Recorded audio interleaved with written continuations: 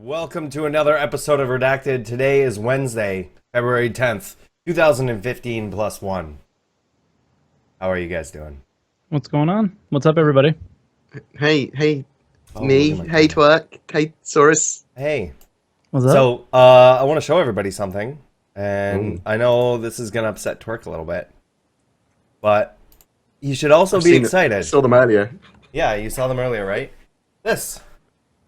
The shirt, but sometimes if I'm lucky, it's not gonna do it. But I can finally represent Twerk now, Twerk Twerkelson. You know, we weren't able to do that before, but now I can because I got his shirt, and I can be like, "Yo, hi guys, I'm Twerk." That's what he sounds like. That's exactly I what play I hockey. like. And, I'm just happy that it came out in blue and not purple this time. Yeah, but yeah, like for some reason mine are stuck in Orlando and haven't come yet, so I'm a little nervous if I'm gonna get them or not. Well, it's odd that you're talking about t-shirts because I was just about to purchase a salty noodle t-shirt. Yeah. Oh, the salty noodle shirt. Why don't you link that in the chat? Yeah, I can link that in chat, and I can also pull it up here. I can't justify spending £15 plus $2.99. It would be like one of my most expensive items of clothing. But it's worth it. Look at that thing, man. No, I do want one. It's pretty awesome. awesome. That's why I'm so thrifty most of the time, is because I want to buy things that I want to buy. Okay, is it gonna let me? It is. Oh. Okay, there we go. Okay, so let me go here.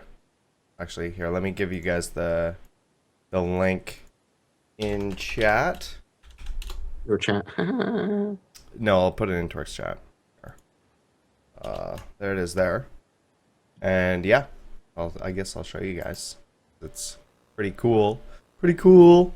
Also, I'm pretty sure that the kittens are a big aspect of selling shirts. So unless you want to see these kittens killed, you need to make sure that you buy this shirt. I mean, our next shirt is going to be murder kittens. That's right, murder kittens.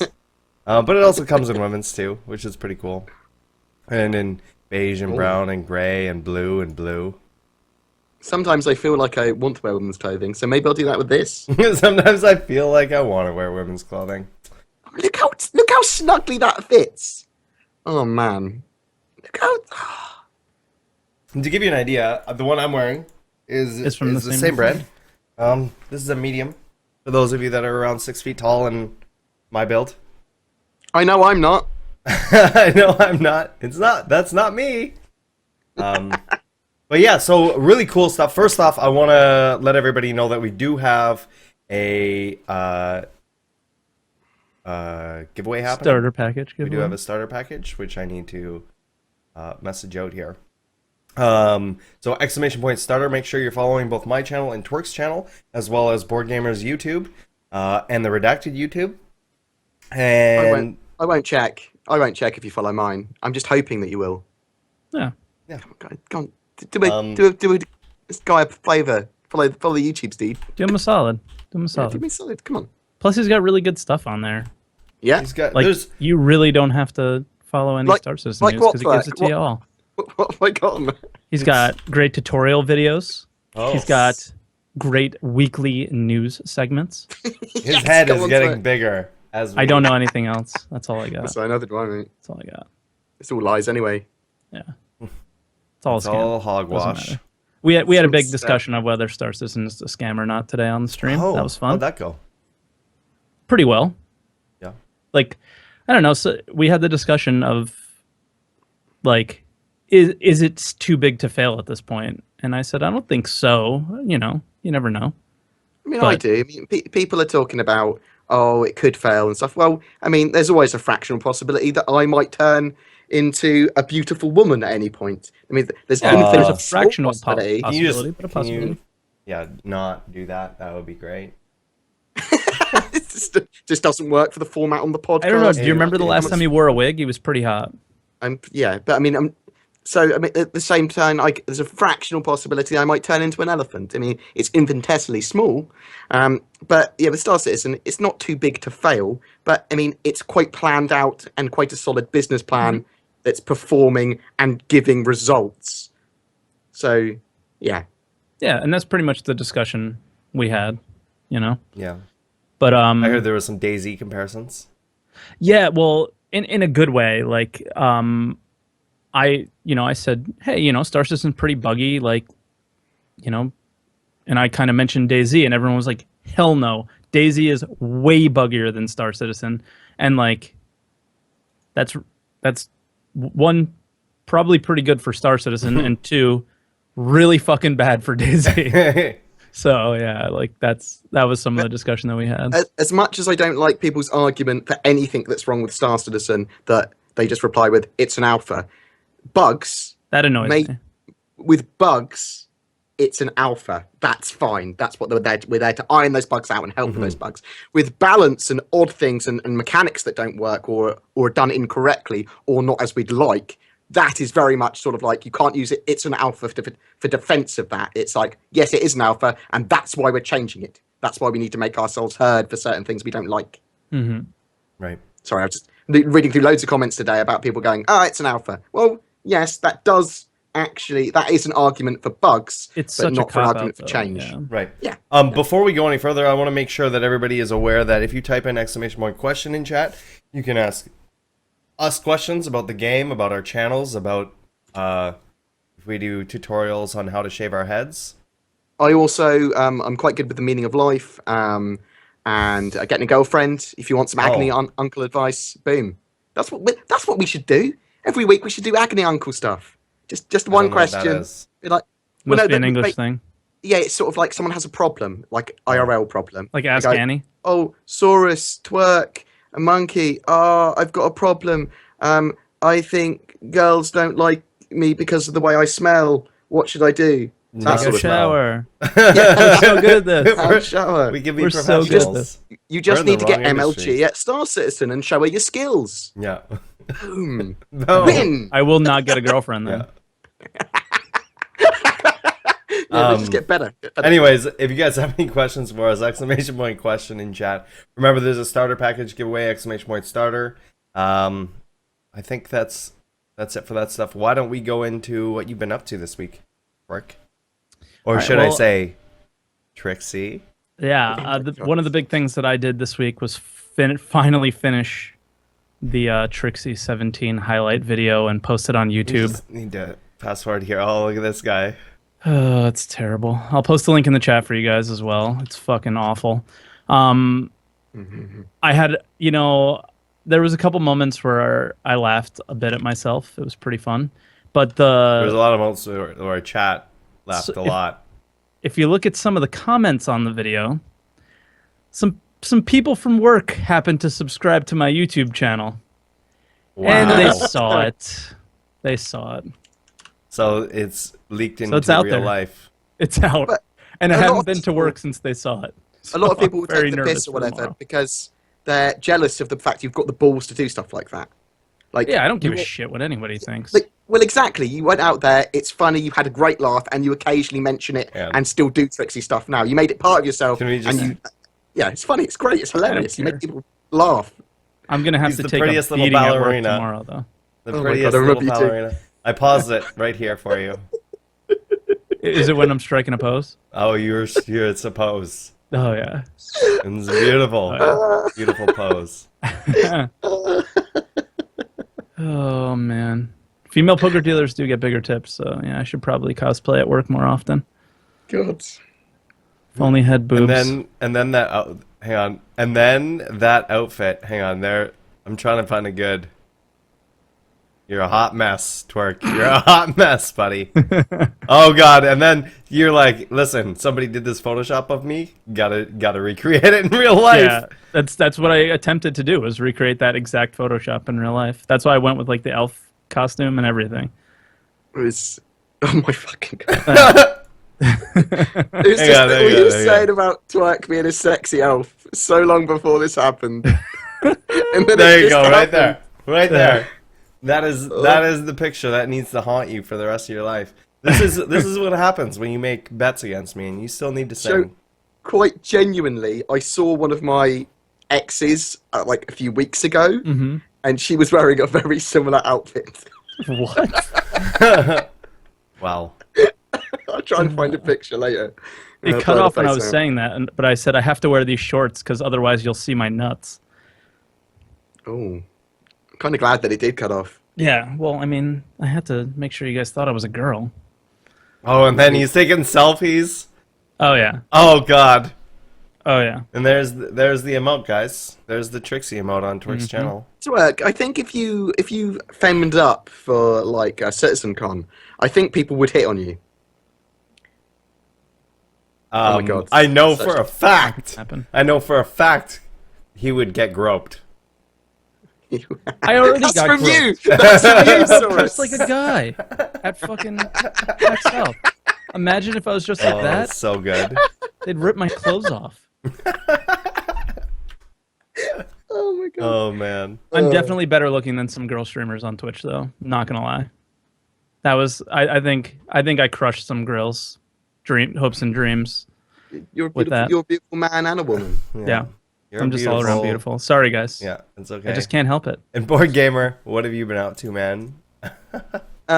Yeah, well, that's a good question. Top that. Well, I can't top that, can I? I mean, I don't track up nearly enough anymore. But I've just been doing some videos on like Kovalex. I did like a full playthrough and explain stuff. I'm trying to any content I do of Star Citizen now, like if I play through a mission, if I play through Arena Commander, I'm going to try and narrate everything and explain everything. So and acronyms, if I talk about SCM, I'll say it's Space Combat Maneuvering. But also, if I read anything in game, like on my Mobiglass, I'm going to narrate it as well. Because, well, I think that might be quite informative. I mean, I've seen a few people like play through missions and do stuff with Star Citizen, but no one narrates it or does it like... I don't want to the thing is let's- like for me, if I'm watching something like that, I don't always look at the screen. I might be doing other stuff as well. So when it's something I can just glance at every now and then for something like super interesting, but I can still be kept up to date. Yeah, That's what I think. I think with missions and stuff, until the game's released, I'll play through missions with all possible endings and then read through any text that there is, so that there's no dead air at all. You can watch it. You could listen to it as a podcast. I think people might quite like that. Yeah, and with more missions coming, hopefully, in the future, I think there'll be a lot more of that stuff. When we start to get more modular stuff, I mean, it's going to be interesting to see how the modular stuffs work, because I know it's not going to be entirely modular, but we might start to get randomly generated, like, lore almost for the missions. That's what I'm hoping. That'd be cool, yeah. Well, yeah, that would be really cool, but I'm not sure how the system would work, but that's what I hope. Because then it's kind of quite cool when you're reading it out, because, like, that's unique to you, Yeah. that mission there. Yeah, And that's cool content, if you role play or if you're a good entertainer or whatever. But other stuff, I've read the January monthly report, which actually was quite small. It was a bit smaller than the last one, couple of ones, or at least physical, actual content-wise. I mean, they waffled on a bit about some stuff right. I thought was irrelevant, lots of flavor text. They worked really well together. I mean, yeah, so January was going to be a slower month, whatever. Yeah. Because everyone's come back from holidays, they're planning the year, they're all about getting the roadmaps done, and it was roadmap. Yeah. If people want to see that, I did a video podcast and article on it, which is on my channel. And so I'm sure someone will post it in the chat as well. You know, might as well plug myself. Woo! Thanks for plugging. Look how good Twerk is at plugging me. How do you top? Like, that's the one thing about January is how do you top December in 2.0? It's hard. It's you hard. know? Yeah. You wouldn't be able to in January anyway. I mean, January is really slow for most people, because everyone's getting back to work, everyone's re-gearing for the new year, and no one's got any Recovering money. from the holidays, yeah. Exactly, yeah. And for Star Citizen, it was that, and they were doing all the roadmaps and planning for the next year, and everyone was out of the offices, moving around the world, doing these meetings and stuff. So, and it was going to be slower, and yeah, it was a bit slower. Other than that, as some people will have noticed, and we might talk about this later, I'm not sure, I haven't actually looked at what we're talking about later, I just like to wing it. People had lots of new stuff in their hangar. So this is the old backer awards from 42 million to 100 million. Yep. Yeah, I didn't put this in the doc, so they attributed that, the ones that we hadn't had yet, most of them anyway, to everyone's account. Now, it is basically just text on the RSO website. Yeah, but they don't exist in game yet. Yeah. yeah, they don't exist other than the War Bond. The War Bond's the only one that does exist in Which is game. cool. Yeah. And some of these backing things, I mean, I didn't even realize we had, like the Preacher Gatling guns. We're getting two Preacher Gatling guns. I don't even know what size they are. We're getting 2 of them if you backed at a certain level. I think it's like a 53 million or something. Getting loads of random stuff. We're getting a Jean bonsai tree. Yeah, I knew about that. I mean, and none of it's like game breaking. Yes. None of it's game breaking.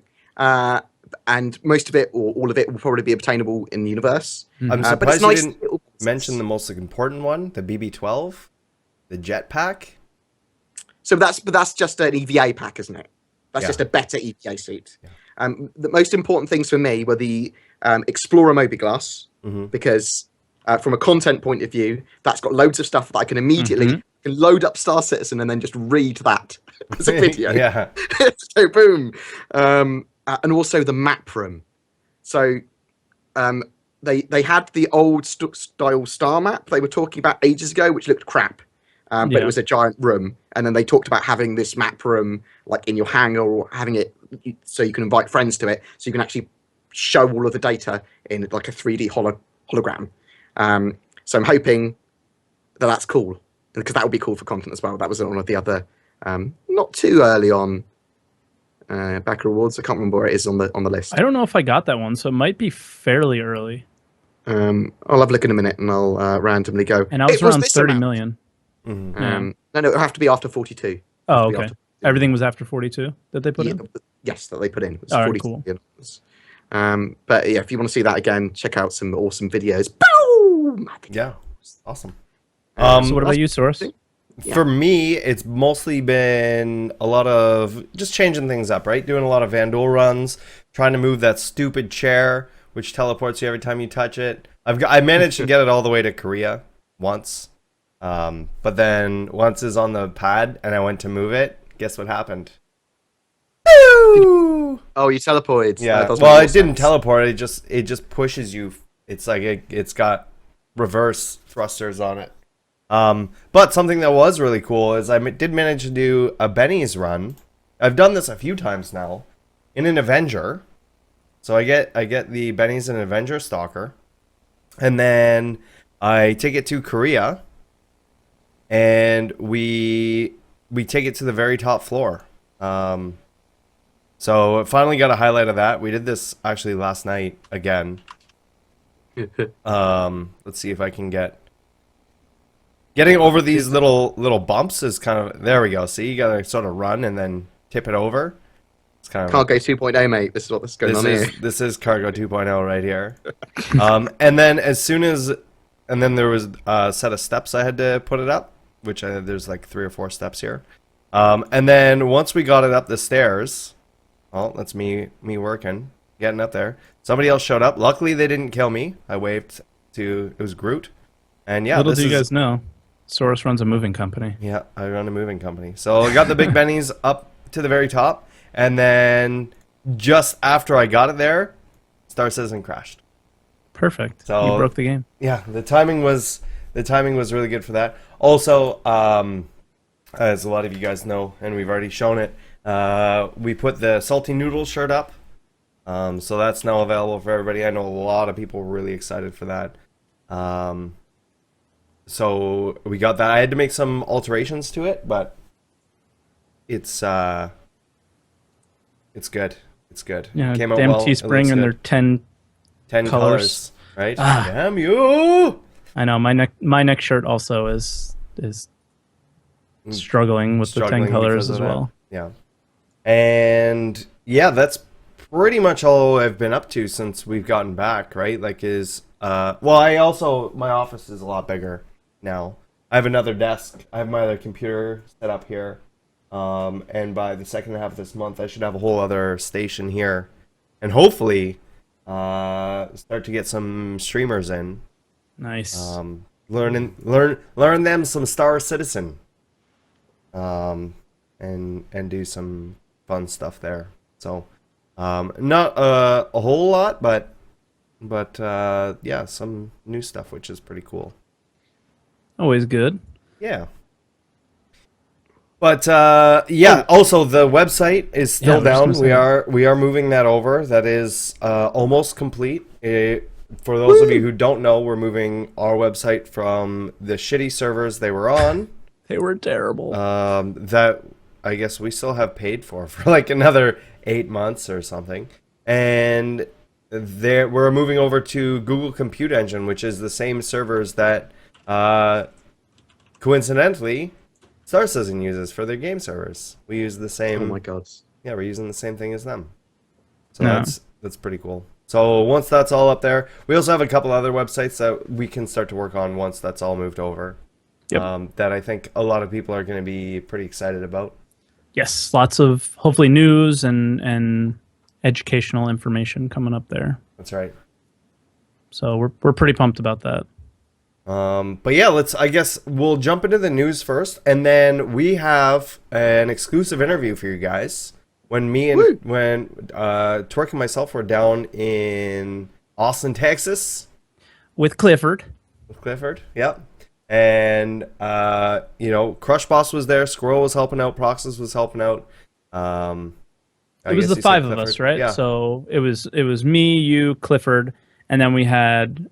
Oh, no, there was 6. Crush Boss, Squirrel, and Proxys on the cameras. On the cameras and the audio. Mm-hmm. So, once again, thank you to everybody who helped out with that with us. Absolutely. And then the editing. Oh my god, the editing. You guys have no idea. No idea. So I just hope you guys really enjoy it. But yeah, let's move on to the news first, and then we'll jump into the interview, and then we'll get to some questions. Remember, ! question in chat if you have any questions for us. All right, so starting out with the news, one of the first things on ATV was that they're overhauling the 325A. Now, like Disco Lando's little text pops up and says, the overhaul means it's a stat overhaul for the component system. So just remember that. But they seem to be doing this with a lot of ships, and I think they're trying to go through all the ships before they put the component system in. So it might take a little while. I don't think I'd be surprised to see the component system in 2.2, right, guys? But I wouldn't be surprised if we saw it in 2.3 or 2.4, based on, it seems like it's one of those like priority things right now where it's the push to get that in. So I could imagine that we're going to see it pretty soon. So, I mean, you'll see a lot of sales go up and a lot more content made on ships. Yeah. As soon as that new component system's in, because a lot of stuff will be standardized. I know they're doing all of the mass as well at the same time, but with that new component system, we're going to have comparable stats between all the ships. Everything will be normalized. We're about to see the differences between the light shields, the heavy shields, the medium shields, and the heavy shields and capital stuff. It's so important for content providers, because then we can actually start talking about ships and meta and the how they compare to each other. Because at the moment, we can't really. It's hard. I mean, you sort of can, but it's really difficult to. And going along with that, they were, like from the monthly report, they were working on shields, and like well-managed shields will have a positive benefit over someone who manages them poorly. And lasers are going to be more effective at depleting shields the more damage the shield takes. So that's just like to stop you there for a second, Twerk. Sorry, so I appear to have leaked out of my box. You did leak. And I'm punching you in the face repeatedly. You are leaking a little bit. I don't Sorry, know. Twerk. He's getting old, guys. That's why he's leaking. Leave him alone. Wow. Thanks. There you go, buddy. Your diaper has been affixed. So, yeah, I mean, that stuff's pretty cool that they're working on there. So you can see that with not only just with the stats, but some things that they're working on components, that seems to be one of the priorities, and I think we'll see it pretty soon, right? So exciting stuff. And then some of the things that we saw pictures of in the monthly report was the particle effects for ship engines, which is really cool. So we saw like little sparks on the back, and it seems like either boost or afterburners, like you can see like the flames get, like, you know, when you like kind of hack like a lighter and make the flame like this big, like that's kind of what it looks like. It's pretty cool.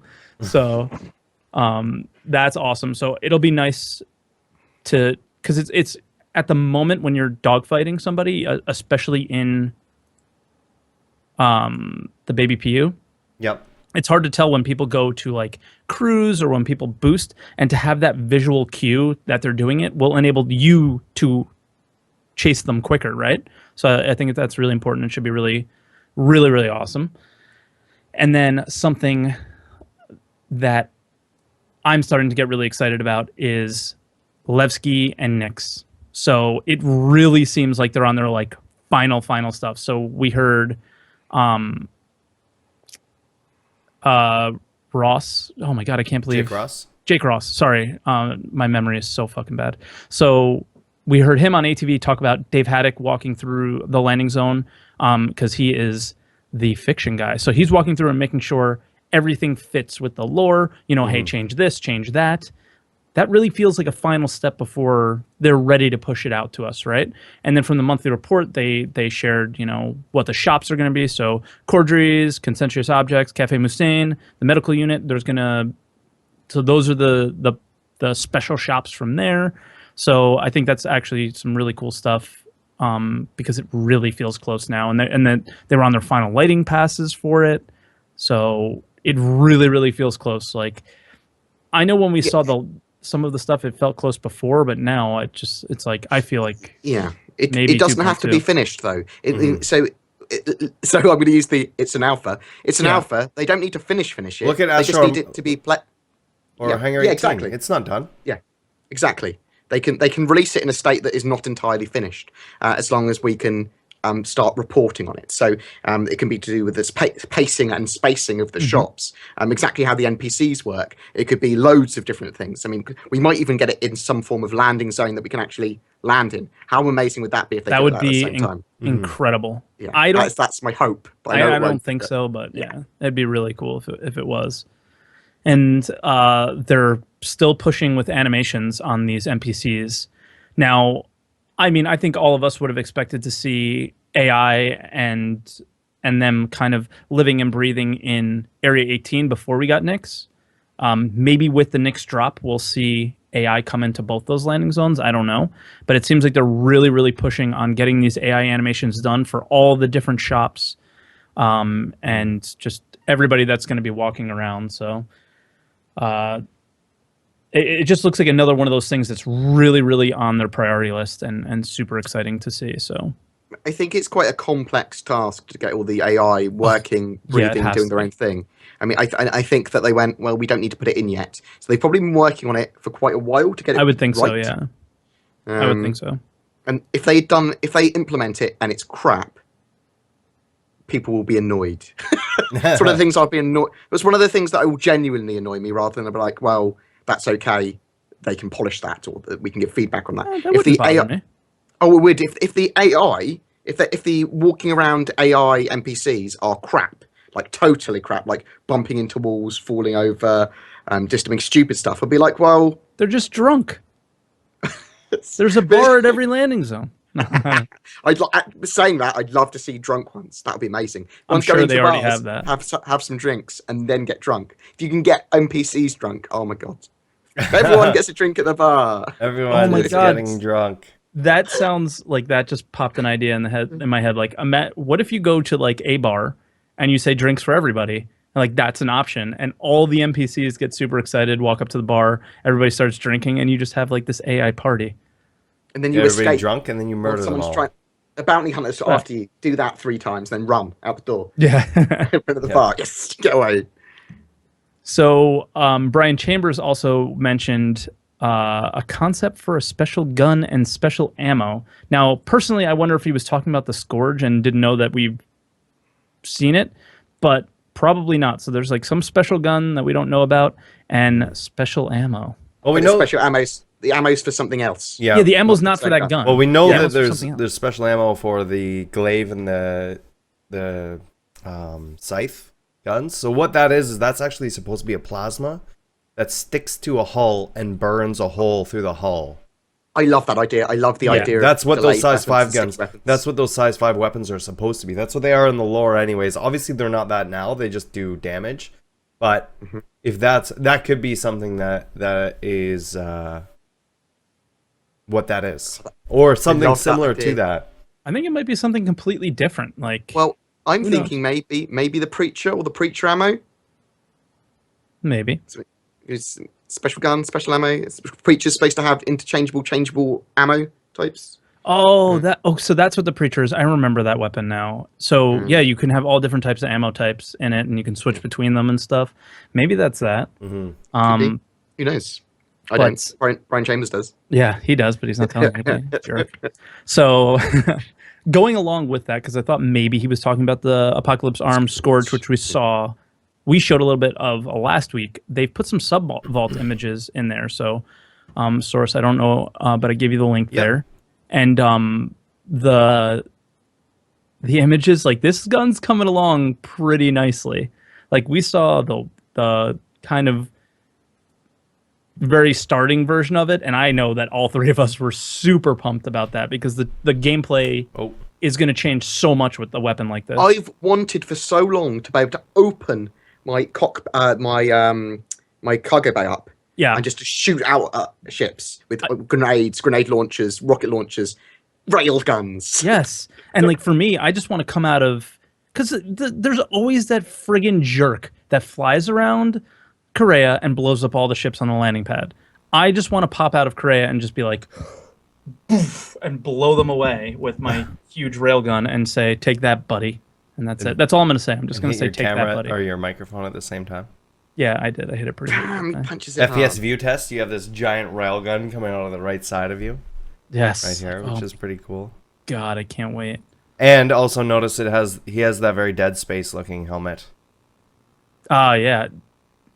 And that's another thing, like, whenever we start to get the customizability, you have to imagine that some of these helmets that we've been seeing, we might be able to get to choose, right? Yeah.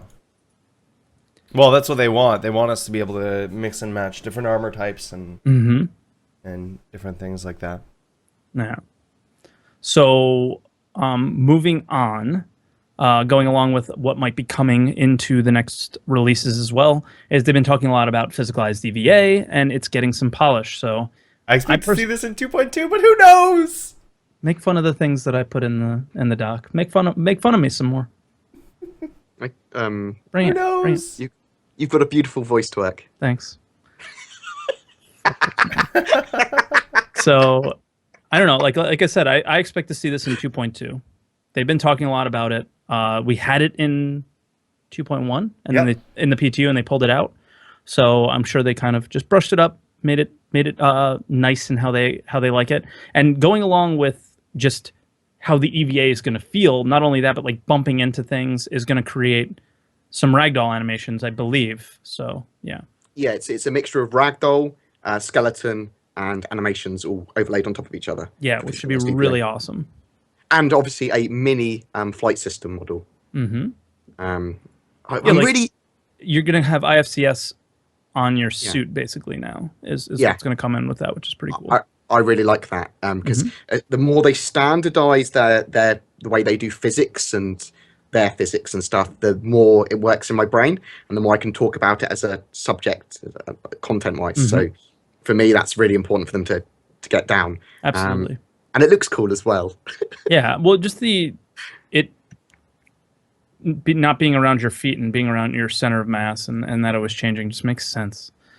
It should feel more right when we do it. It does feel, EVA feels weird, especially when rotating right now. Oh god, yeah. But I'm starting to get used to it, and I don't want to have to get used to something new, but that's okay. Also, so middle class, right? So middle class. We got some news in ATV about Crusader getting some changes, and the first thing that was mentioned was something that we heard when we were at the office in Austin, which was pretty cool. Was that the locations of like our Q drive locations, so like Comrays and stations and Yella and all these things are going to be placed around Crusader instead of like in a cone shape leaving Port Olisar, which is how it is now. Like you look out from Port Olisar and everything that you need is pretty much in your range of view. So now you're going to actually have to go around and possibly take multiple quantum drives to get to certain places, like it was when we first got into there. So that's interesting. I think this is something that we've shared, possibly in last week's podcast as well. But it's good to know that stuff's coming. And Yella's going to get a lot larger when voxel asteroids come in. So with that tech, it's going to get not just Yella's going to get larger, but the asteroid field around it, and we're going to get to be able to mine and blow up asteroids. Now, they did mention that it's going to be a lot, like it's not something that's like now type of thing. We're not going to see it in 2.2, probably not 2.3 or 2.4, but it's something that they're working on right now, and it's gonna change gameplay. I expect that the voxel asteroids are going to be, in the first iteration, exceptionally aggressive on your CPU and possibly GPU. I mean, they might not need that much rendering. It depends. Well, what that brings in, he said, was right now, Yella, as soon as you pop in, everything is on the screen. It's all rendered at the same time. When the voxel asteroids come in, it's gonna pop them in as you need to see them. So it might actually less strenuous improve. On the GPU.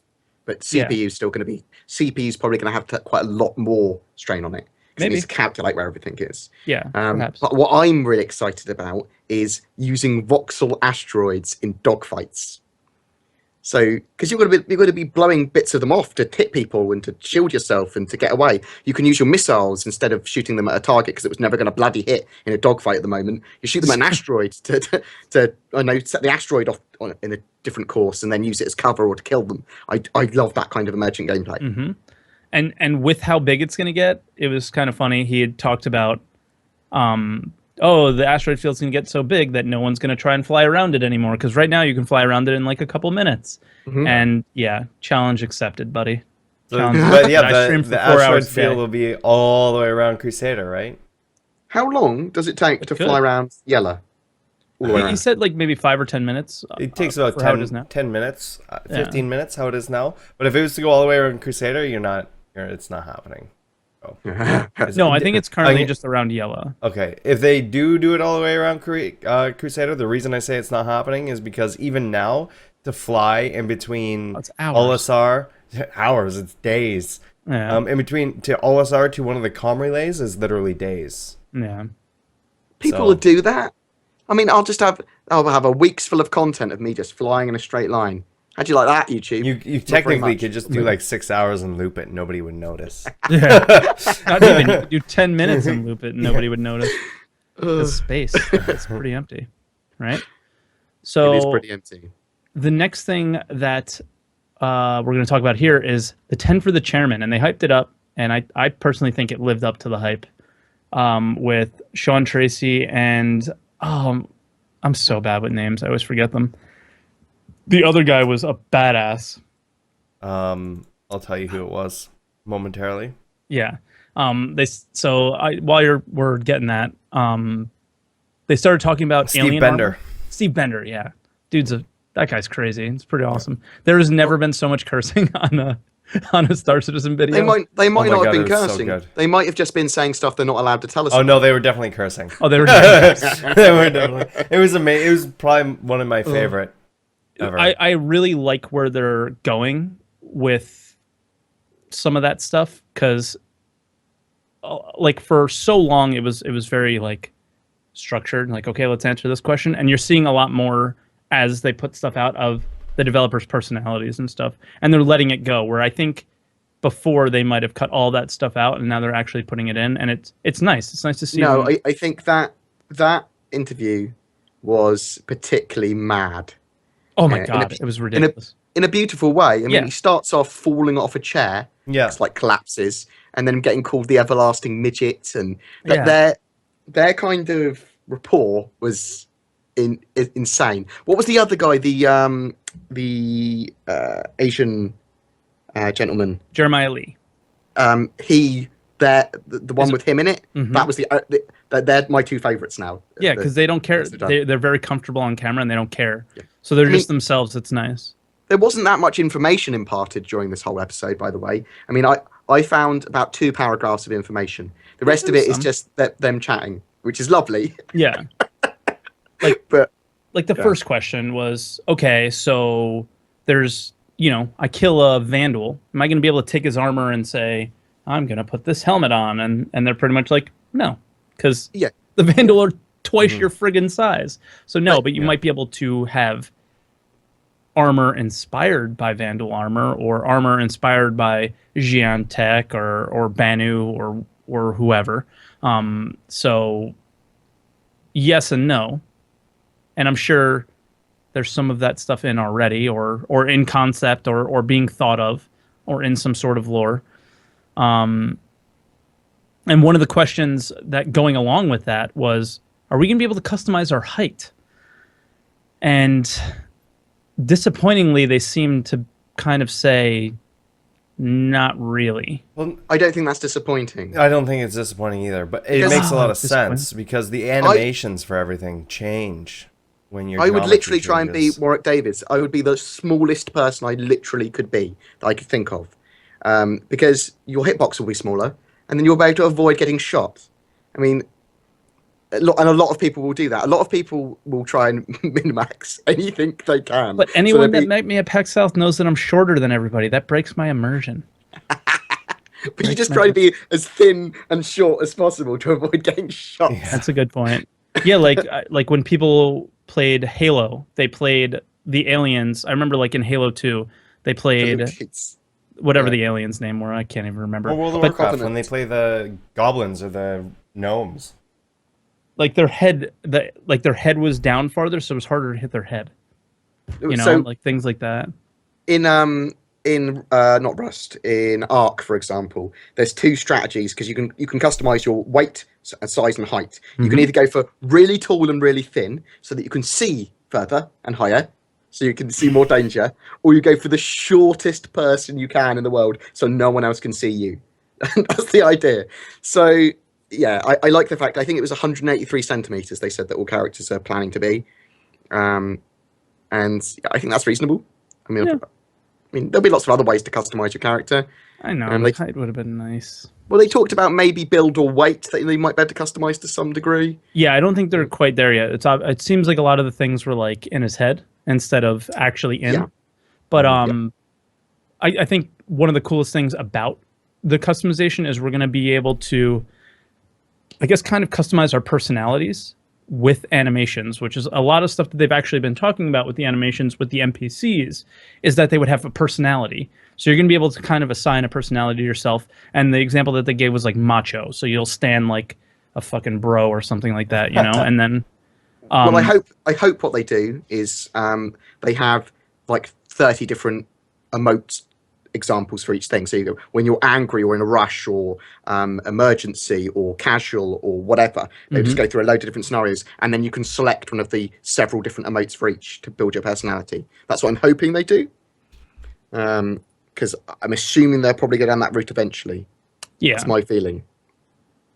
Oh yeah, definitely.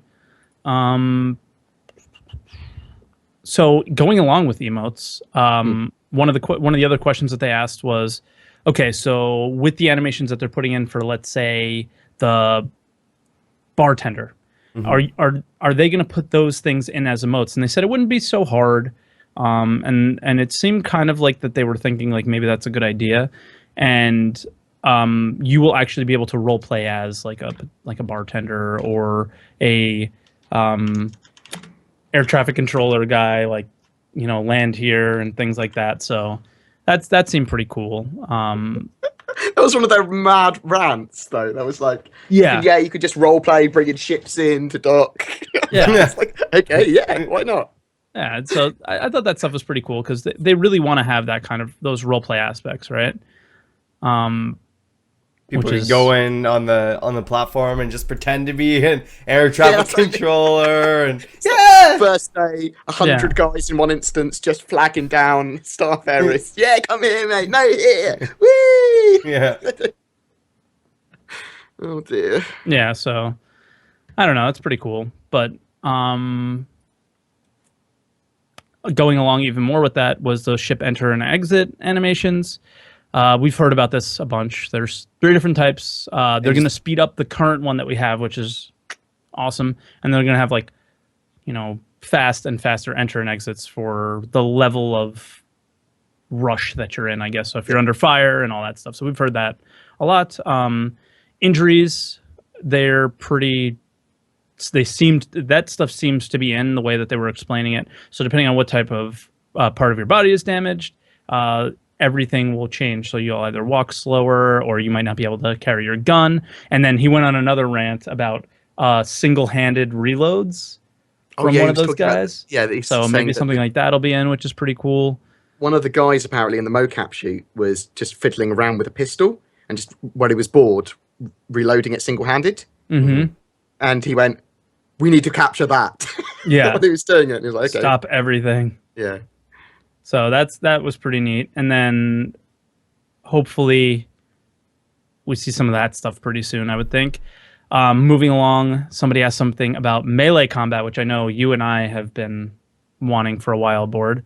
The way they described it, it seems like it's not in or even designed. The way they were talking about it seems like it was more of a discussion that they've been having than actually in the game. But they also did say, like, and the question was about parries and, like, when I punch you, can I parry and all those things. I think it was more about the how it's being implemented, not that if it's going to be implemented. It's definitely coming in. Oh, it's definitely coming in. Yeah, absolutely. It's just they weren't sure if they were going to do it the same way that feels more organic or something that sort of feels more scripted. Is basically what it was going.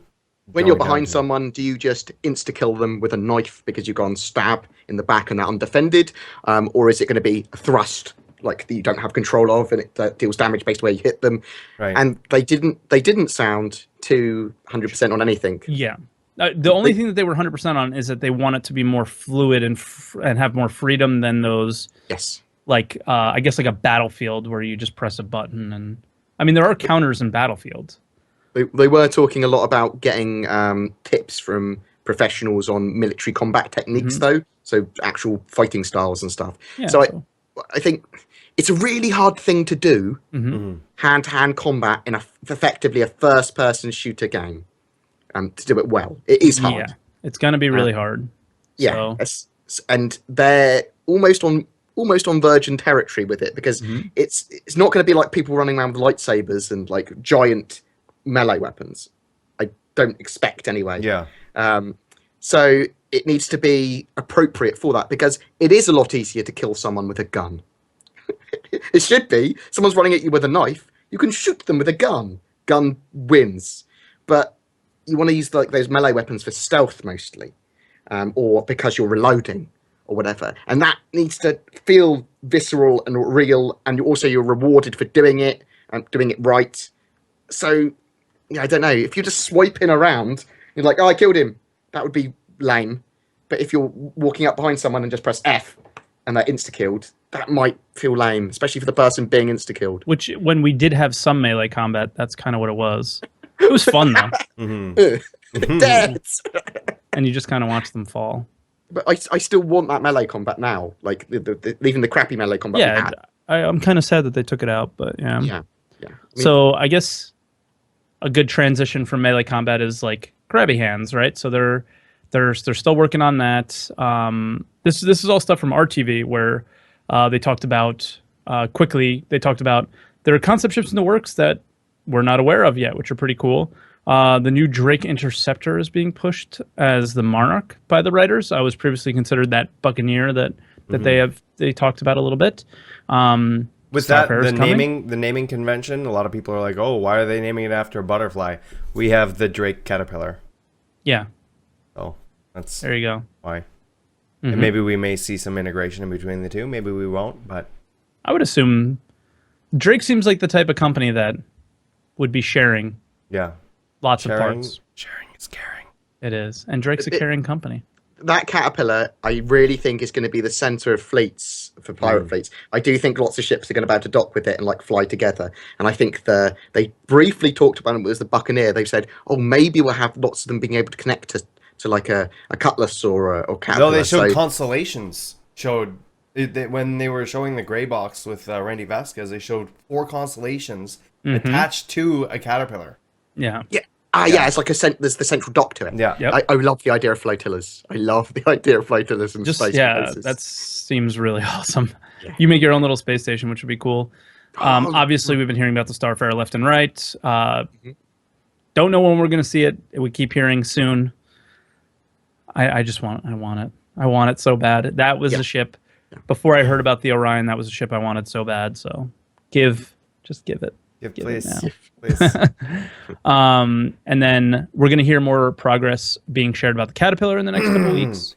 I'm really excited for that because that was something I honestly thought the Caterpillar was going to be the very last ship out of everything. The way that they were talking about it like a year ago. Yeah, Like it was just going to be the last thing. Don't even look at it. Think about it. It was like Don't the even Banu think Merchantman and about the it. Caterpillar were like put in the corner. Yeah. Yeah. And the Caterpillar came out of the corner and the Banu's still there. Sorry, Banu Merchantman fans.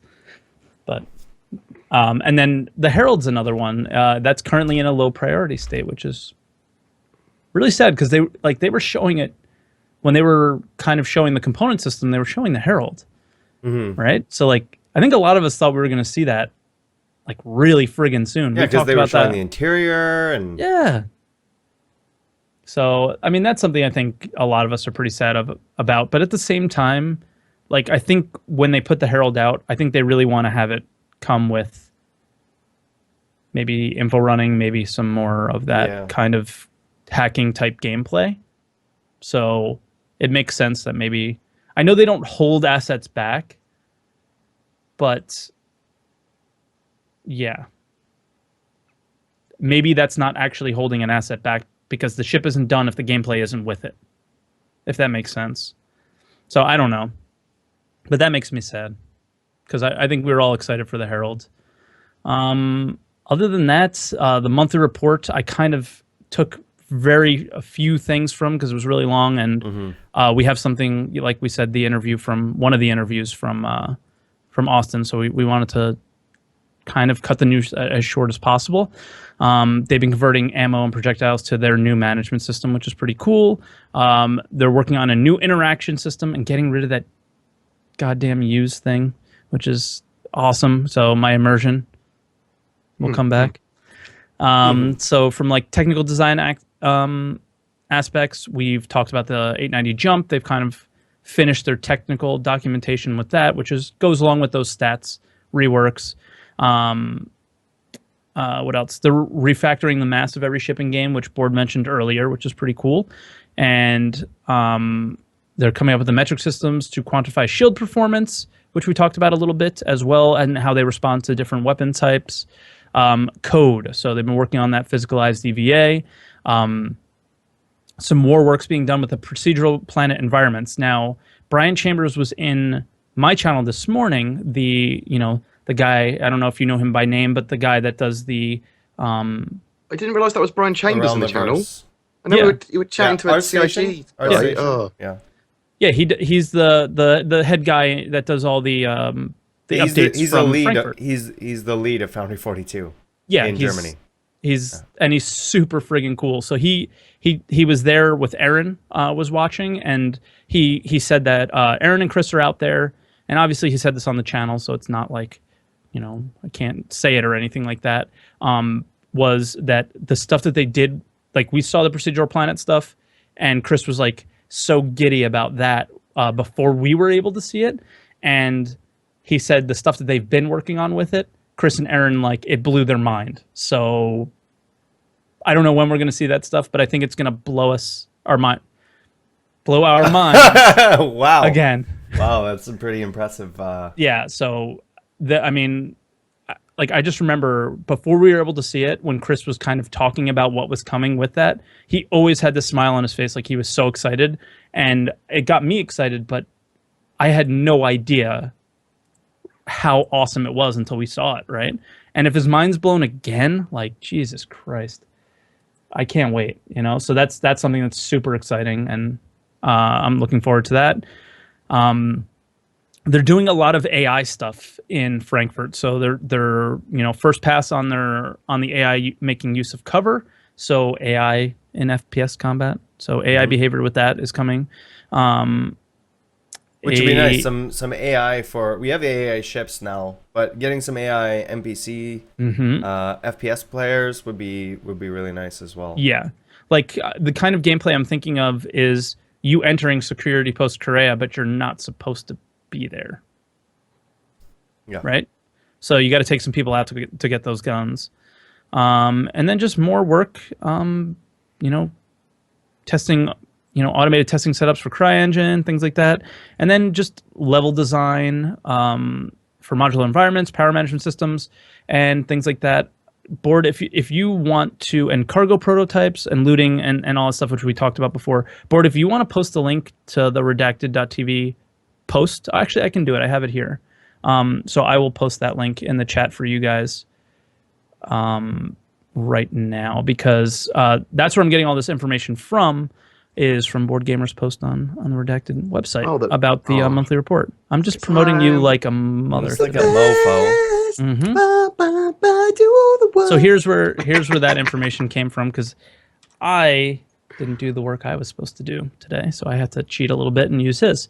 So that's pretty much it as far as that. So I'm really excited for you guys to see one of the interviews that you did. This is one of the they were all really great. Yeah. But this one really kind of compares to the Sean Tracy one a little bit, because of the rapport between Chris Smith and Josh Coons was really awesome. So, was really awesome. Yeah, whenever you're ready, Soros, we can show that, because that thing was amazing. So I'm just going to do a couple reminders before we get into this. We are doing a starter package giveaway, !starter in chat. And we are also taking questions at the end of the podcast. !question. If you have a question for myself, Twerk, BoredGamer, all of us about the game, the channel, we'll answer it to the best of our ability. And you'll be highlighted as a video on the Redacted YouTube channel. So you will literally become a video. You will become a video, and you will be the internet famous. You're the next PewDiePie. My fucking god. Okay, so anyways, I'm gonna get you guys to mute your mics here. And I'm gonna go get a cup of tea, mate. Screw your silly little interview. And here we go. You're not gonna watch the interview? How you guys doing? I'm Torque17 with WTFosaurus and Clifford, aka Miku, and we're here at CIG with Josh Coons and Chris Smith. So how you doing, guys? How's it going? Nice. Thanks for having us here. We appreciate it. Thanks for coming on. Thanks for coming over. Thanks. Hope you like it here. Oh, it's been fun so far. Yeah, it's been good. So we got a couple questions for you, and the first one is pretty basic. What do you guys do here? What do you do on a daily basis? What are you working on now? Things like that. Well, I'm, as he said, Josh Coons, an artist. That's what it says on my contract, right? I think so. It says 3D artist. Kind of do that stuff. I do ships though. Worked on a few ships here. Most recently, the Connie, and we can say what we're doing right now. Everybody knows, right? Yeah. We're on Jian Scout now. They probably know more than you do. Yeah, they do. We knew the answer before you. We do look up ship reference on the internet rather than our own server sometimes. We're all like, what's the Connie Andromeda look like again? And we'll just Google it. All the images are there already. Nice. And you're both working on the same things at the same time, just like before, working together? Yeah. What's that like? You guys like working together? Yeah. Put you guys on the spot now? It's good. Like, I could see it being a nightmare if it didn't work out. Yeah. But we gel pretty well, and it's fun. I like working as a team more than working by myself, for sure. I mean, on the Connie, it was definitely necessary. Definitely. Because it was a big ship. Huge. And this next one, we're doing right now, the Scout, we split it up because it had to be done really quickly. Yeah. Basically, it's a small ship that could be done by one person, pretty much. But yeah, I mean, our styles meld together pretty well. We've had some solid concept for the Scout this time too, so it's going together pretty well. Nice. The community is very excited for that ship, so we can't wait to see it. I've been wanting to do it since I saw the concept for it. Really? But on the Connie, I will say though that a lot of the stuff that we did was our own concept, sort of rework, because there was no. When we started that one, it was more or less there was no new drawings or concept for that, so we just kind of went off what we thought was cool. We had no support. It was just like, make it good. Make it good. All right. Mission accomplished. Good. Is that something that you can do? That you can say, I really want to work on this ship, and that could potentially happen? Well, I guess in the beginning, it was a little bit. I mean, I've been here for a while, so it was a little bit more free for all. Now we're starting to tighten up a little bit more. especially with Squadron 42 Yeah. and the guys in England, what they need, for their release, because that's coming out first. So a lot of those schedules are now dictating what ships we're going to be working on in the future, or in the near future at least. Yeah.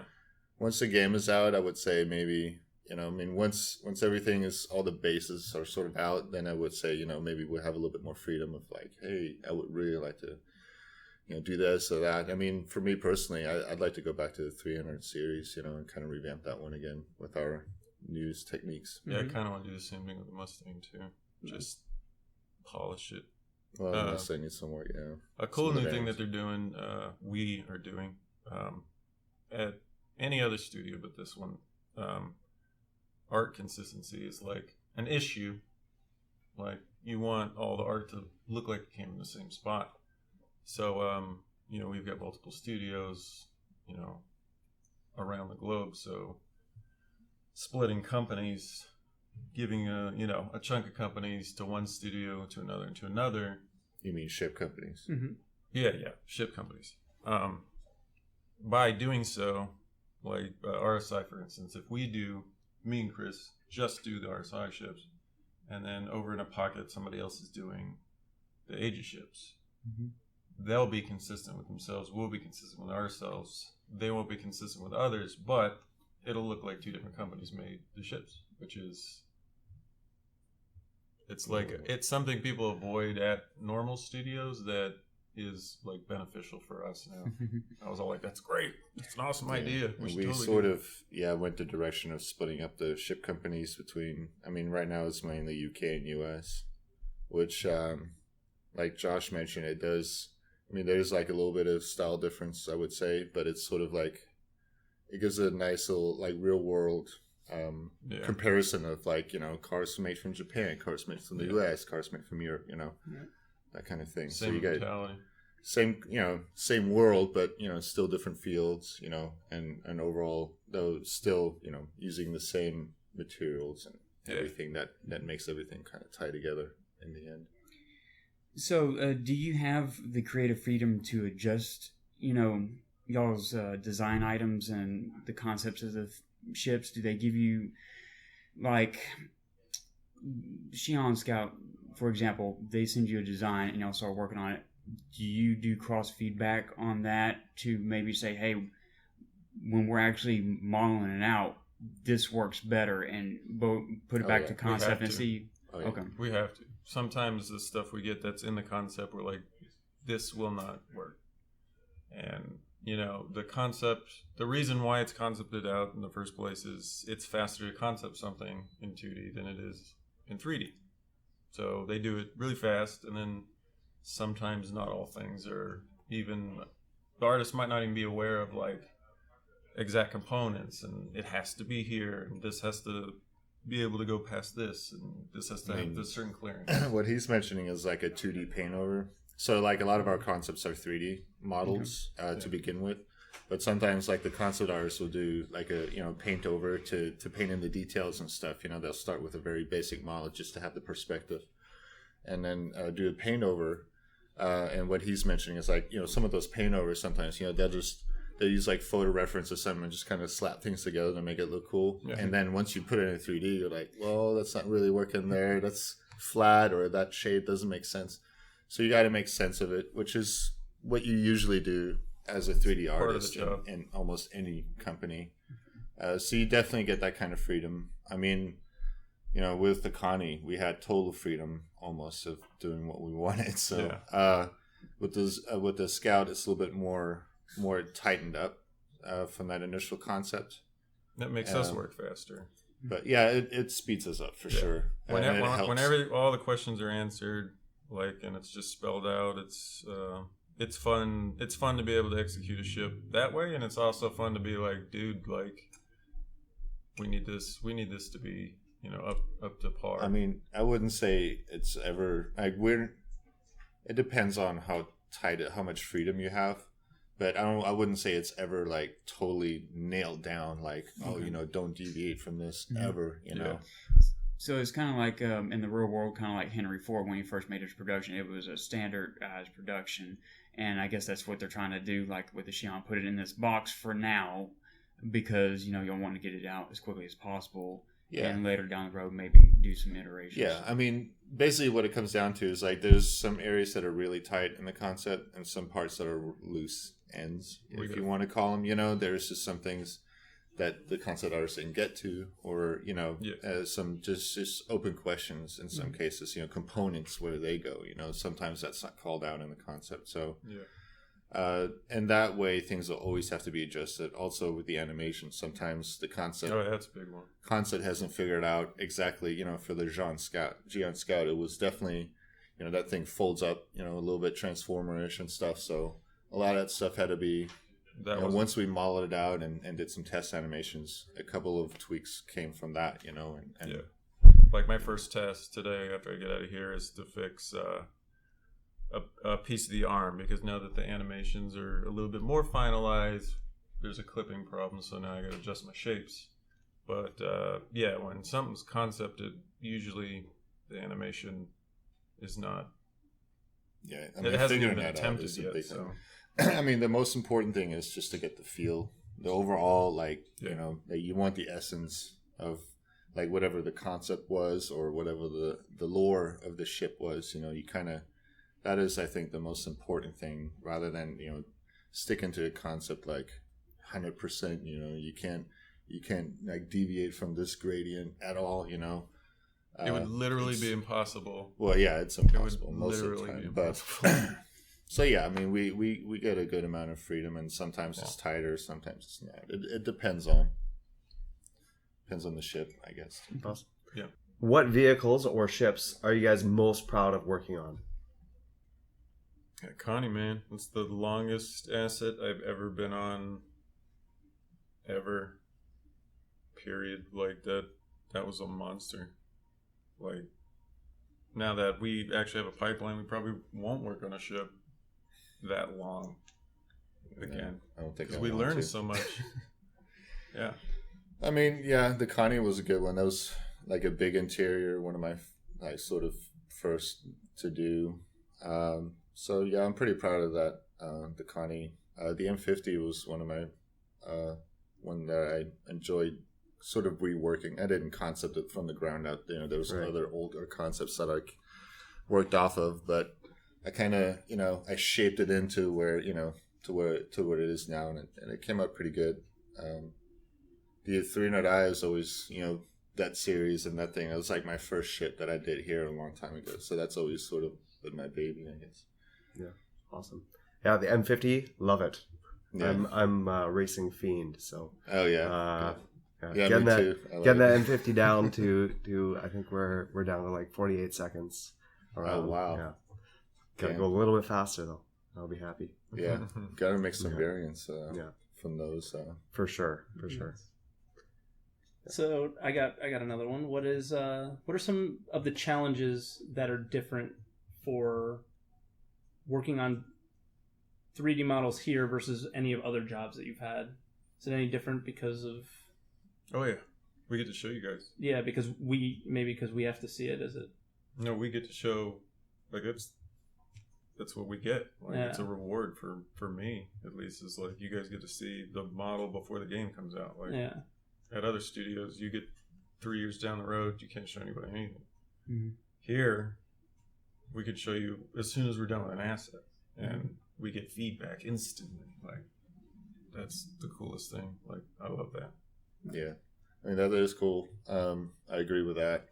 I mean, besides that, I would say the technical aspect of making a ship or an asset that we have in this game is a little bit beyond that of what most games require. Super challenging.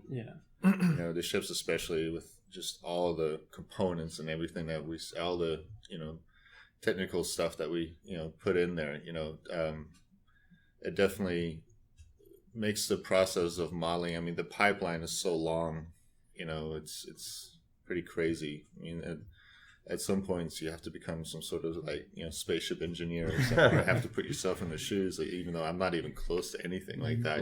But it's kind of like doing, sometimes you feel like it. Just figuring out the animations, landing gear, all just anything, to do with the ship. And the ship involves like every discipline in the company, from characters, animation, gameplay, environments. It's very akin to being on an environment team, except you have to do it all yourself. Yeah, that's what I was going to say, is it seems like, even with the smaller ships and stuff like that, with so much detail and everything going into it, that it's almost, you could take a ship, like, say, a 300i or a Hornet or whatever, and that's almost comparable to an entire level from another game. Yeah. Right, because you have all your different layers and everything that you have to go with, and you got a team of dudes helping you make that level. Yeah.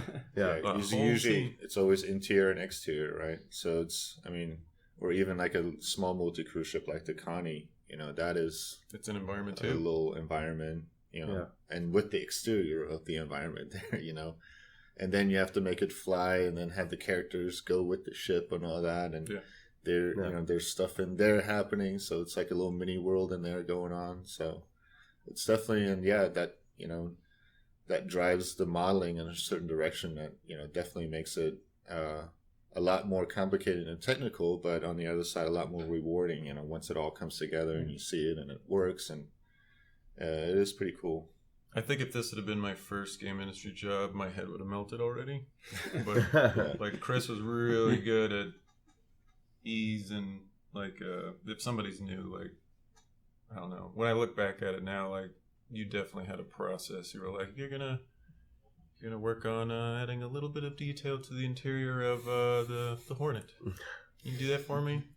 And that taught me like the nodes, setup, stuff like that. And then you're like, now you're gonna do a little bit of damage, now do a little bit of this, and you were easing me into it, and it takes a while. Yeah, you can't. If you gave somebody a ship right off the bat, you'd just be all like, I quit. It can be pretty daunting. It's a lot of information, for sure. And then plus the timelines that we usually have too are pretty tight. So you definitely have to hit the ground running on these things and know what you're doing at this point. Yeah. Nice. Is there any ship that y'all want to work on that's further down the line in the production process? I mean, is there like a real meaty one that you want to get to and get your hands onto and really work on? Yeah, there's a few on our schedule that we were kind of excited about. I mean, the 890 was kind of cool. Mm-hmm. Yeah. I don't know when we're doing that. There was that big transport, that Carrick. No, it was the Starfarer, wasn't it? Starfarer? Yeah. Yeah, that one. That was kind of cool. I think, I don't know if I'm allowed to say. It's, if you don't, then don't. Yeah. If I don't know, when in doubt, I don't know what you're gonna say. Okay. Just bleep it out. I mean, for me, I'm always like, a lot of our legacy. Obviously, we got to get out what we need to get out, the ships. Yeah. But I mean, I would like to revisit some of the legacy ships. Like I said earlier, the 300i series. I think it's Hornet. It's a nice revamp. The Hornet. So I mean, when we have some time, it'd be nice to get those guys up to speed. It's fun to noodle away on those guys. Well, leaning on that one and kind of leaning on Twerk on what he had talked about, do you think this gives like people who are wanting to do what y'all do, young kids going to college, do you think this is really giving them the opportunity to actually see what the new age of, building something like this is? Oh, yeah. No, totally. I've already got a guy, and if you're watching this, I'm sorry. I'm really going to get back to you on this, but the AI out here in Austin, there was some guy and he modeled the M50 straight up, straight up modeled an M50, and then I commented on it, and I was like, "Dude, that's pretty sweet, dude." And he was all like, "Hey man, can you give me critique?" And I'm like, "Yeah, I'd love to, but I just had my first kid, so." Oh, congratulations! Thanks. Totally, so busy, but if you're watching. I'm getting to it. You're like fourth down in my Facebook feed list. I'm gonna do it. There you go. So I have a question for you, and it basically what can backers do, or is there anything the backers can do to help your process at all, like with feedback or like you said with critique and stuff like that? Is there anything that we could do as a community to help you guys with your processes at all? Well, I think you already kind of do that, or you have been doing that. I mean, every time a ship comes out, I mean, the feedback's immense. So we definitely take that, into account, into heart. A lot of, and we've changed ships based on feedback from the fans and stuff. So, Constellation being one of them, actually. So yeah, I would say just keep doing what you're doing. You guys are very passionate about it, and that makes us passionate and excited, to get the stuff out there and for you guys to look at it, and then just pick it apart and do all that stuff. And then it comes back to us eventually. It's like, hey, there's an issue with this. Can we change it? There's some issues on the Constellation that are already coming up. When, during gameplay, which is, I don't necessarily view it as a bad thing, because we can adjust it. It's not like anything is totally set in stone. Eventually we have to release the game. Obviously, we can't keep going back and fiddling around with stuff. But things can. Since it's persistent, universe type game, we can always kind of readdress some things, and make things better in that way. So yeah, the feedback that you guys always provide has been great. So. Awesome. I actually have another quick question for you guys. It's not on here.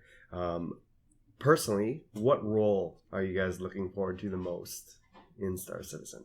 Space terrorists. You guys are gonna be friends. I may or may not run the largest power. I want to get a cap ship, and then I want to get relatively close to planet, picture a Star Destroyer, and then I just go to light speed. But I wait until the main hub city is lined right up.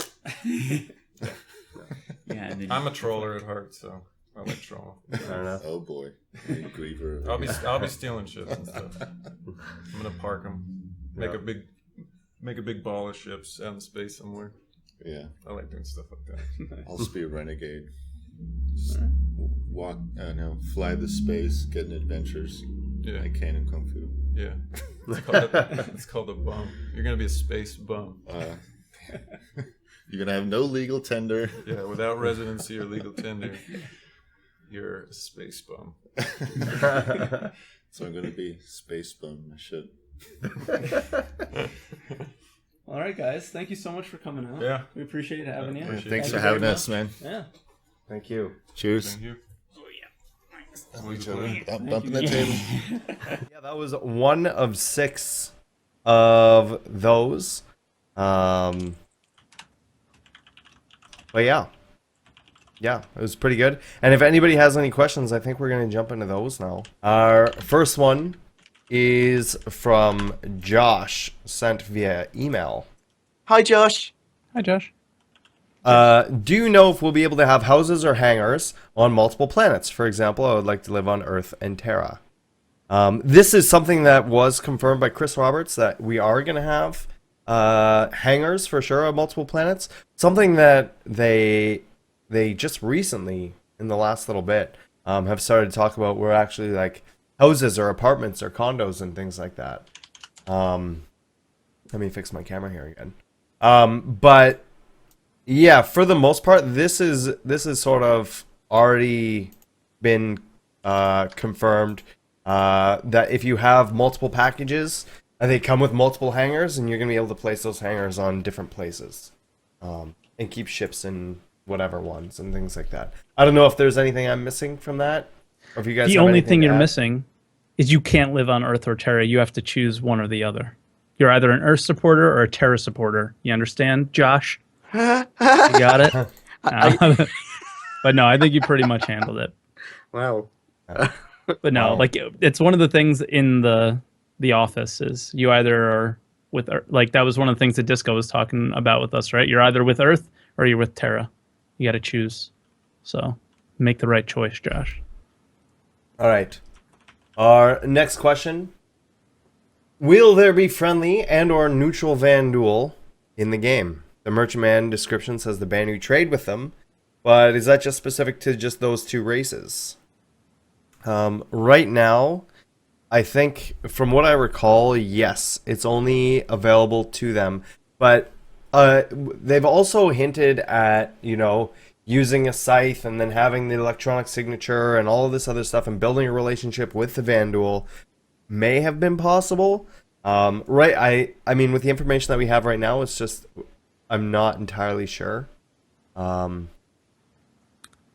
think the Vandal are what is it called? Like, they take advantage of whatever situation that benefits them. So they're supposed to be like as far as I'm aware, a nomadic warrior races from what I've seen. Yeah, right. But there has to be some value in trading with the Banu. I think they've talked about there might be some Vandal, which are not murder. Mm-hmm. And also they have talked previously about Vandal trading posts. So, I mean, whether that's for us or just a terrain type, like, oh, it's a Vandal trading post, it's hostile to us. I don't know. All right. Our next question. I mean, these are pretty straightforward. We kind of know the answers. They've been answered already. Will we get alien crew members for hire? Probably not at launch, but long term, most likely, right? If they make, especially if they make alien races a playable race later on, which is something they've sort of talked about, then Yeah. we'll probably get alien crew members as well. I mean, that would make sense, but right at the beginning, I don't think so. I think you're going to be interacting primarily on your ship, anyways, with humans. Mm-hmm. Our next question from Vanku Scarata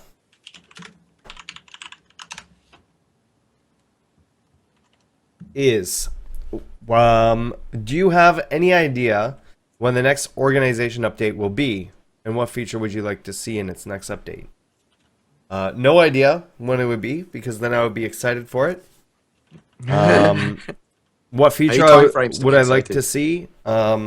There's a couple things. I would like to see what was sort of talked about in Orgs 2.0, the ability to message all of my org members, the ability to have our own subforums on the official site, just some things like that. Some other tools to see what ships we have and to be able to transfer ships to the organization from players and stuff like that.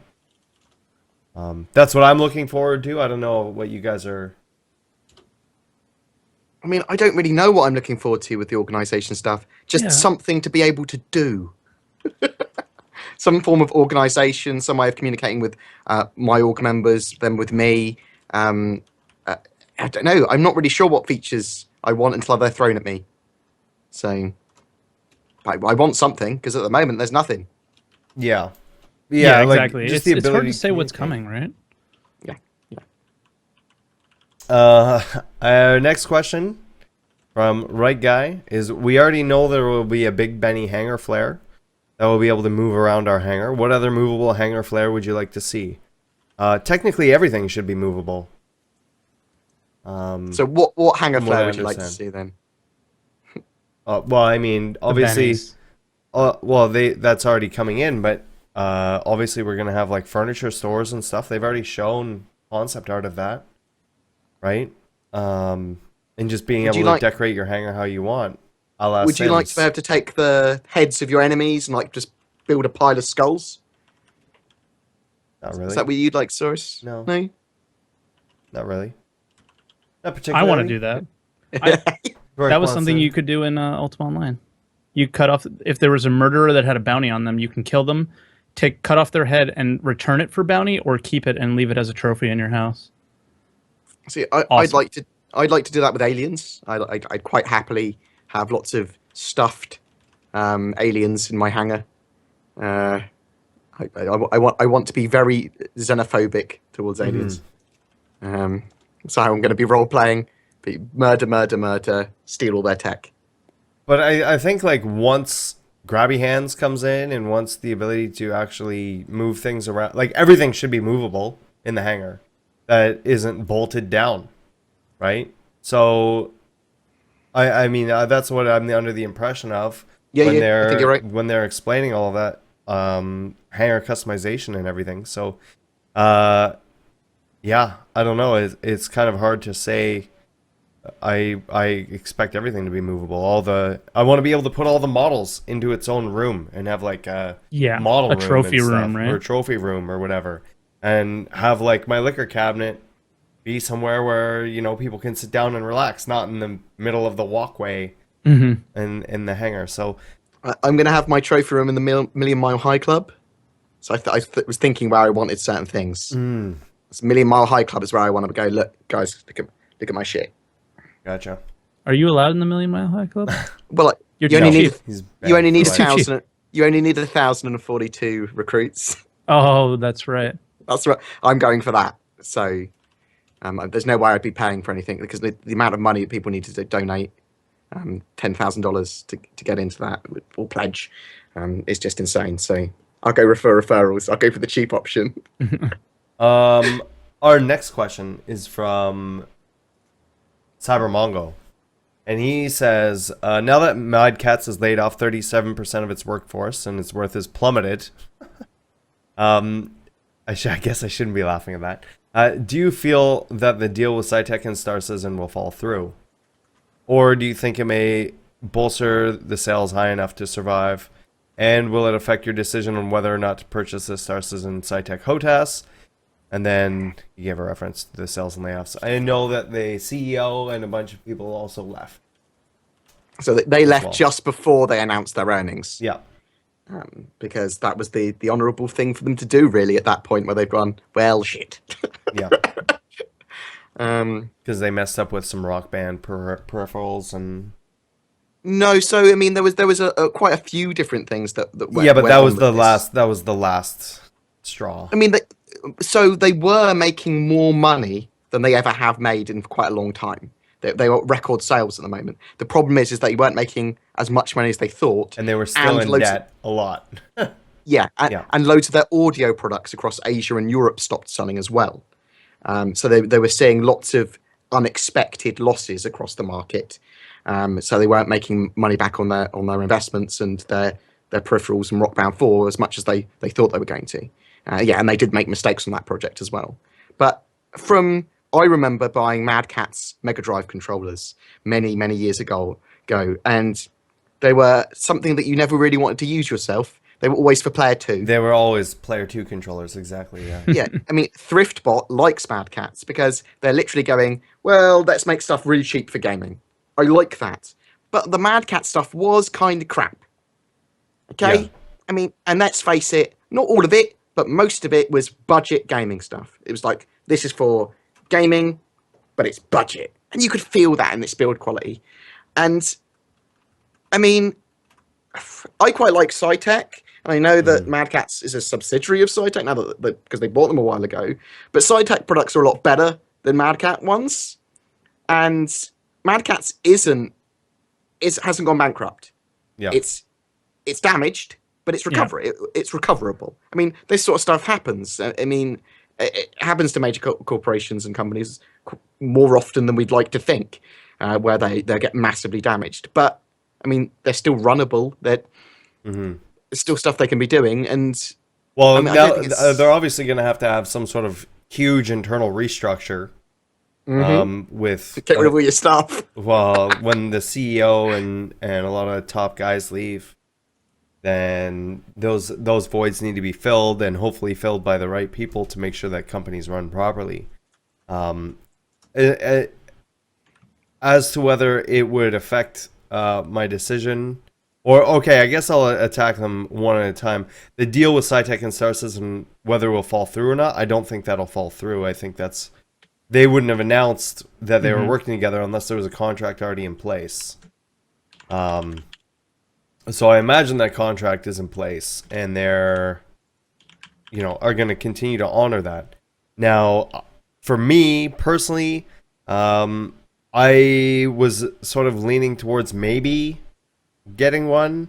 I don't think this will affect my personal acquisition of a HOTAS from SciTech.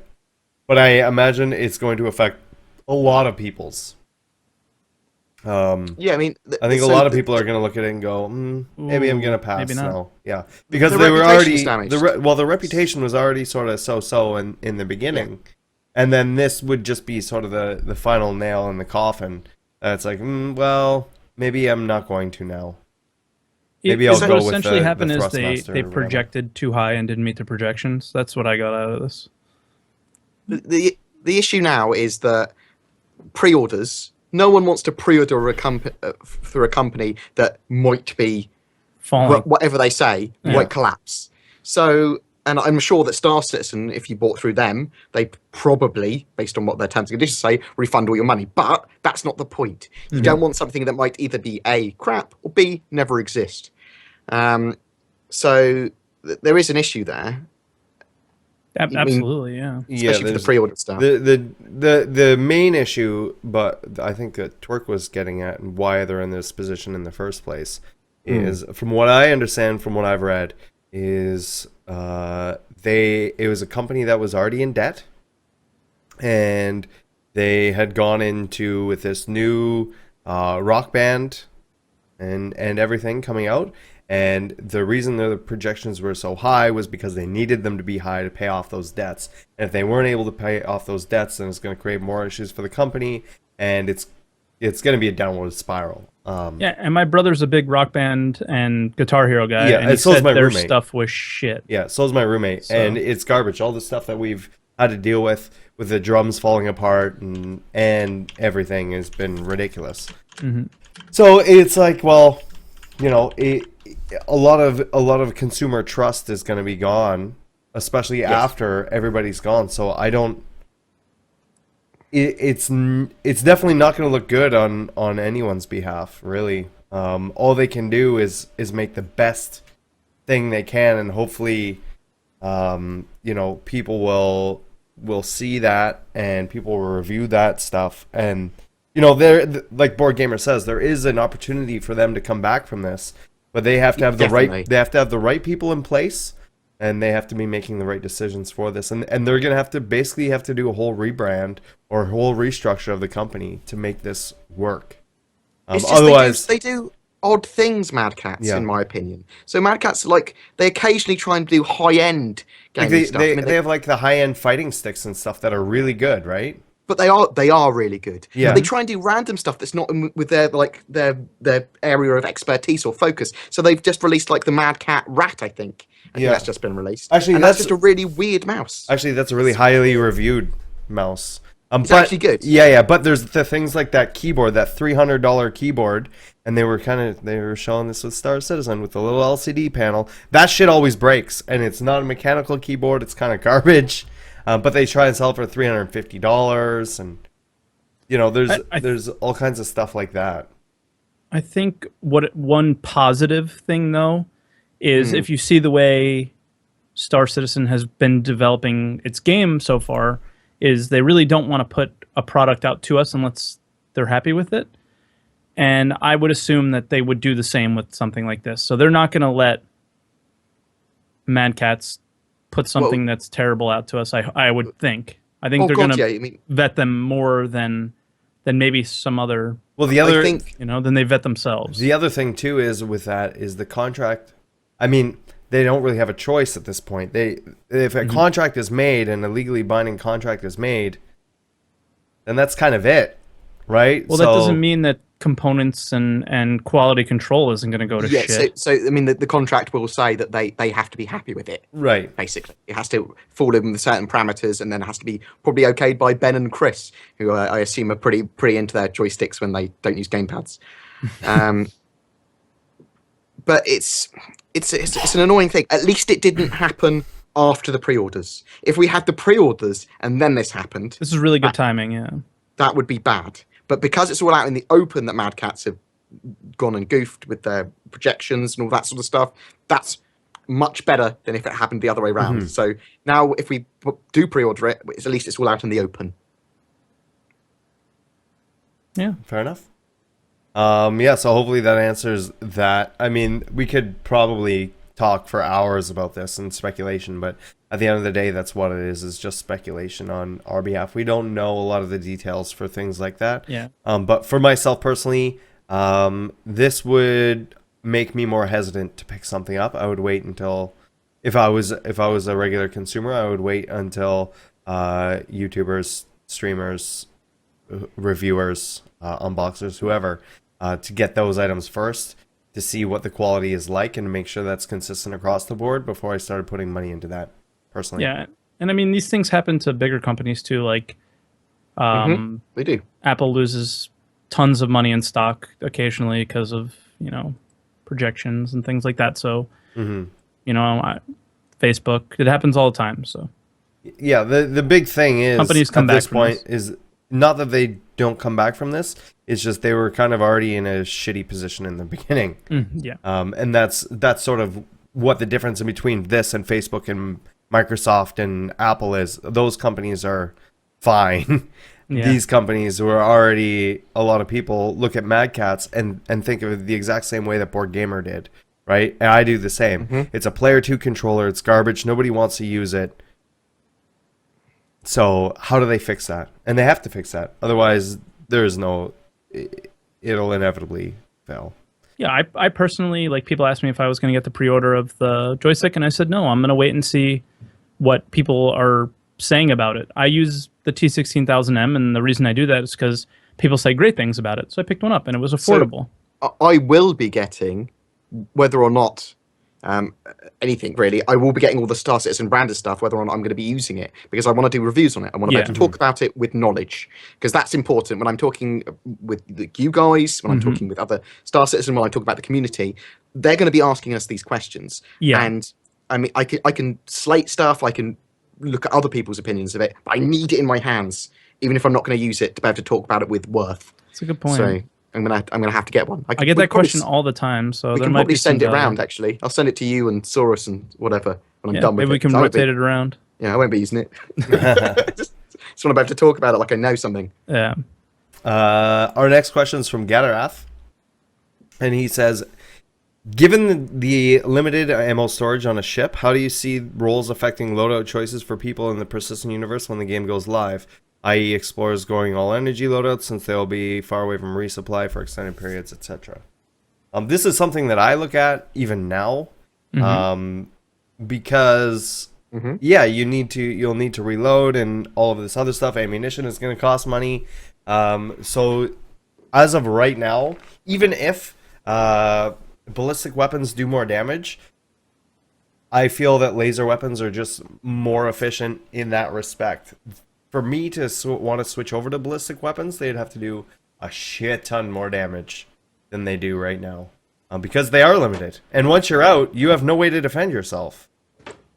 Yeah, but once they're out. But so I'm assuming, my assumption is that ballistic weapons will do more damage than energy weapons, will allow you more sustain in combat for short periods of time. Obviously, in long periods of time, energy loadouts are going to be better.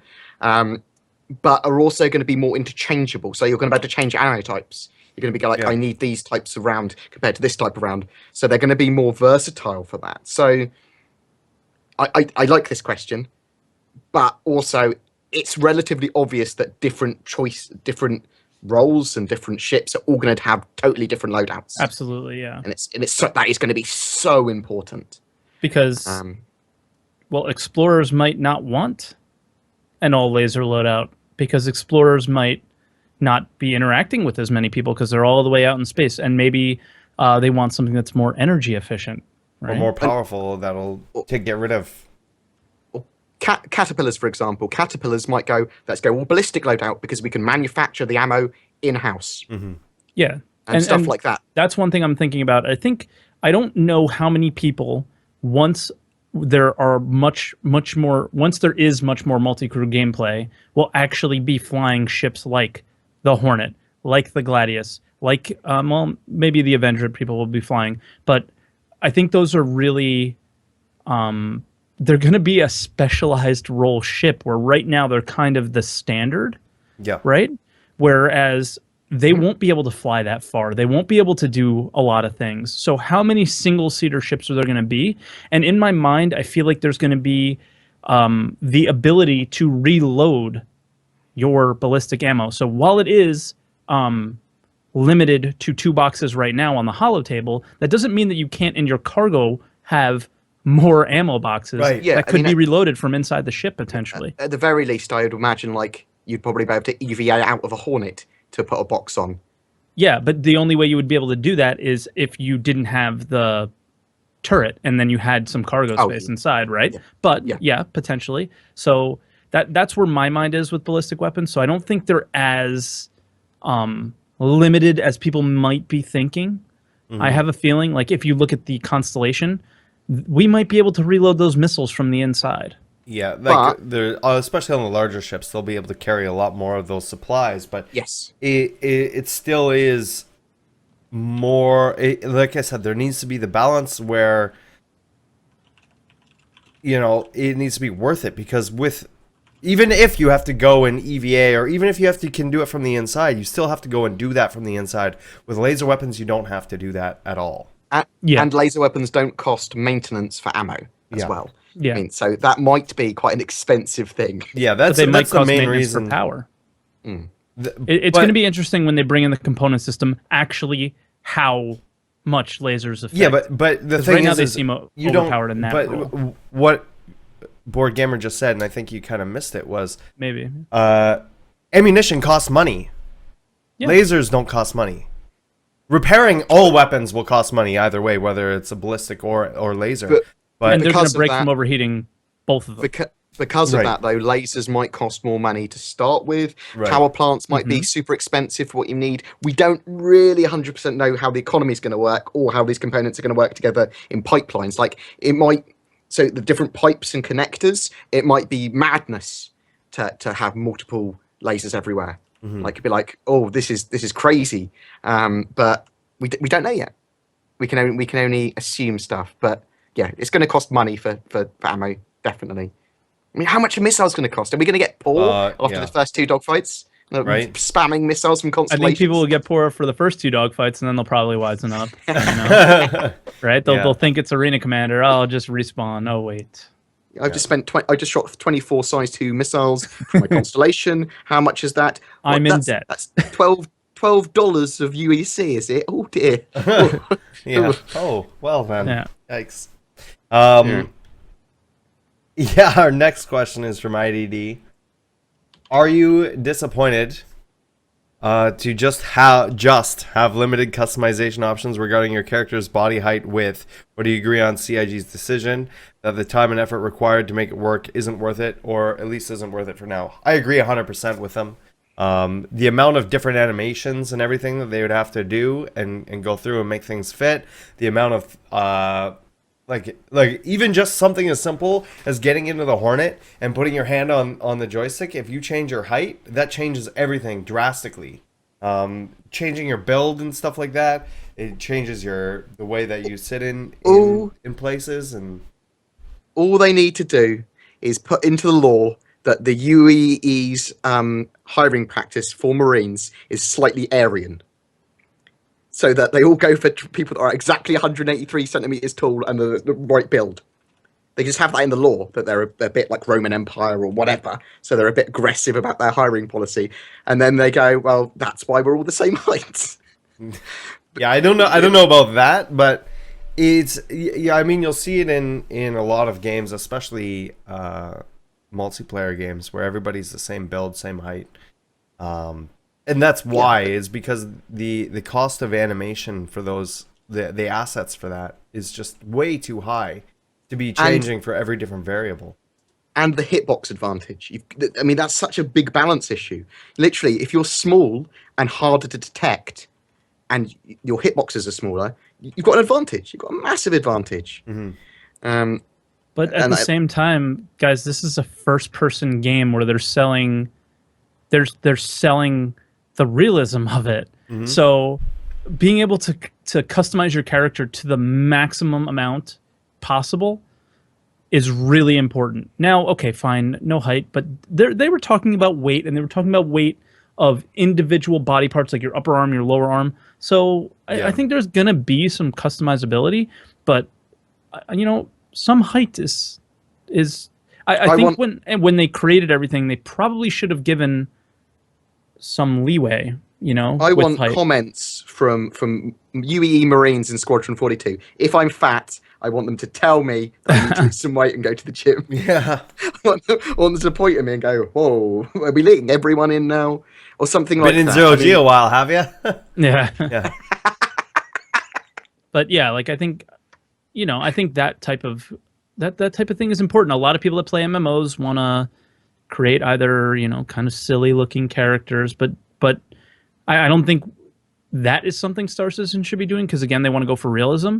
So, to some extent, there has to be customization to the point where when I look at Source and I look at Board, that they don't look anything like me. And So we can all customize facially, ourselves.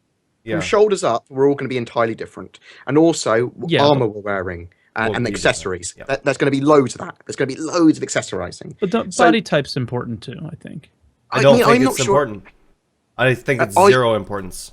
I think it's important to some people. It's not so important to me. I mean, it's not important to you two, but I know it's important to other people. Yeah, I mean, if people actually see me IRL, they can see that body type is not important to me. No, I'm not. But no, it's not as important to me as accessorizing, armor, and being able to change my face. I mean, that's the most important thing. So I would like to be able to edit the build. I mean, I don't. Yeah, it's not game breaking for me if it's not there. Our next question is from Giran, and he says, now that the Aurora 300 series and the Hornet series are going to be reworked, if you could change one thing about them, what would it be? What ship of the old ones would you say will be the next to be reworked after those three? And he says high five. And then he also said, I approved my exam Source and am now working as a 3D artist. So congratulations on that, man. Out of those three, I want to see the 300 series get reworked the most. I think it needs it the most. The other ones, they need the damage states and stuff. The Hornet's been reworked so many times that outside of the damage states, I don't really think it needs a whole lot. You're not going to see the look of it change. Yeah, and same with the Aurora. But I think the 300 series is going to be the most drastic. I don't think it's going to stay as... It's going to deviate the most from what we have now. And I know from talking and being in that interview with Josh Coons and Chris Smith, that was... The 300 series was something that Chris Smith especially is really excited to... That's his baby. This is his first ship. And redo it, yeah. So... I mean, we're going to see lots of at least limited amounts of work on all of the ships. Even like the Avenger and stuff, I expect. But the one I want to see the most because I would like to see the Hornet get the most work on it, because we're going to be using them loads. Mm-hmm. I expect would probably be the Cutlass, because I just want to see where they're going to go with it. Yeah. Oh, definitely. If the Cutlass was in there, I would have said that. But yeah, the Cutlass series needs a rework in the worst way. And I hope they fix a lot of the issues with it. I don't know if they're going to. Yeah, we don't know if they're going to fix it or give us that Buccaneer thing. Well, they need to fix it still. They need to fix it either way. That Cutlass needs a rework. What I'm talking about is like the ceilings that are cathedral ceilings for no reason, or the fact that the cockpit's way out in front when there's a lot of dead space in between the cockpit and the back that is used for nothing, and like wasn't there in the original concepts and things like that. So I'm really interested to see what they're gonna do with the Cutlass thing. But out of the three that were given, the 300 series is what I'm interested in seeing the most, even though I'm not even interested in that ship for myself. I have a quick question related to this. Do we have any ships that were flyable already that got a rework yet? No, right? So do we know what to expect? We know that there was hangar-ready ships that got reworks, like the Constellation and the Freelancer. Yeah. But those got some serious art reworks, right? Yeah. I think the Cutlass is going to get something like that, because the interior and things, we've seen some concepts of the interior that look very different. But I'm trying to think of like the Hornet and the 300, what might change. I think we'll see maybe like a weapon rack on the 300 series or something like that. But in terms of like, especially the Hornet, because a lot of people are mentioning that in the chat, is I think the only thing that we're really going to see is visual cues on where the power plant is, where the cooler is. Right, they need to do things so the component system's going to work with all the older ships. Component systems and the damage states work with everything, for sure. But I specifically remember them saying they don't like how the 300i is laid out on the inside, especially. Like Well, on how, like when you try and get in your bed, right? Then weird things yeah, happen. there's So- a bunch of weird stuff that happens, and there's You're no. basically sleeping on the floor when you get into your luxury bed in the 300. Yeah. I mean, Yeah. come on. Yeah. So I think the 300 is going to get more love than something like the Hornet or, what else is another And the Aurora. Aurora? Yeah, stuff like that. But yeah, thanks for the question, Garen. And once again, congratulations, man. Yeah, congrats, dude. Our next question is from Daft74. And first off, he says, thanks for all of you and the community for continuing with the great work. And he goes on to ask, with the latest builds giving more content, do you feel the latest system requirements are more realistic now of what's needed for the final release? A few years ago, I held off getting a new PC so we could have a better idea, but now wonder if it's worth waiting anymore. Many thanks. I still think it's worth waiting. They haven't even touched optimization yet. Like they optimize it to make it work, and so it's like playable, but the real true optimization isn't going to happen for a little bit still.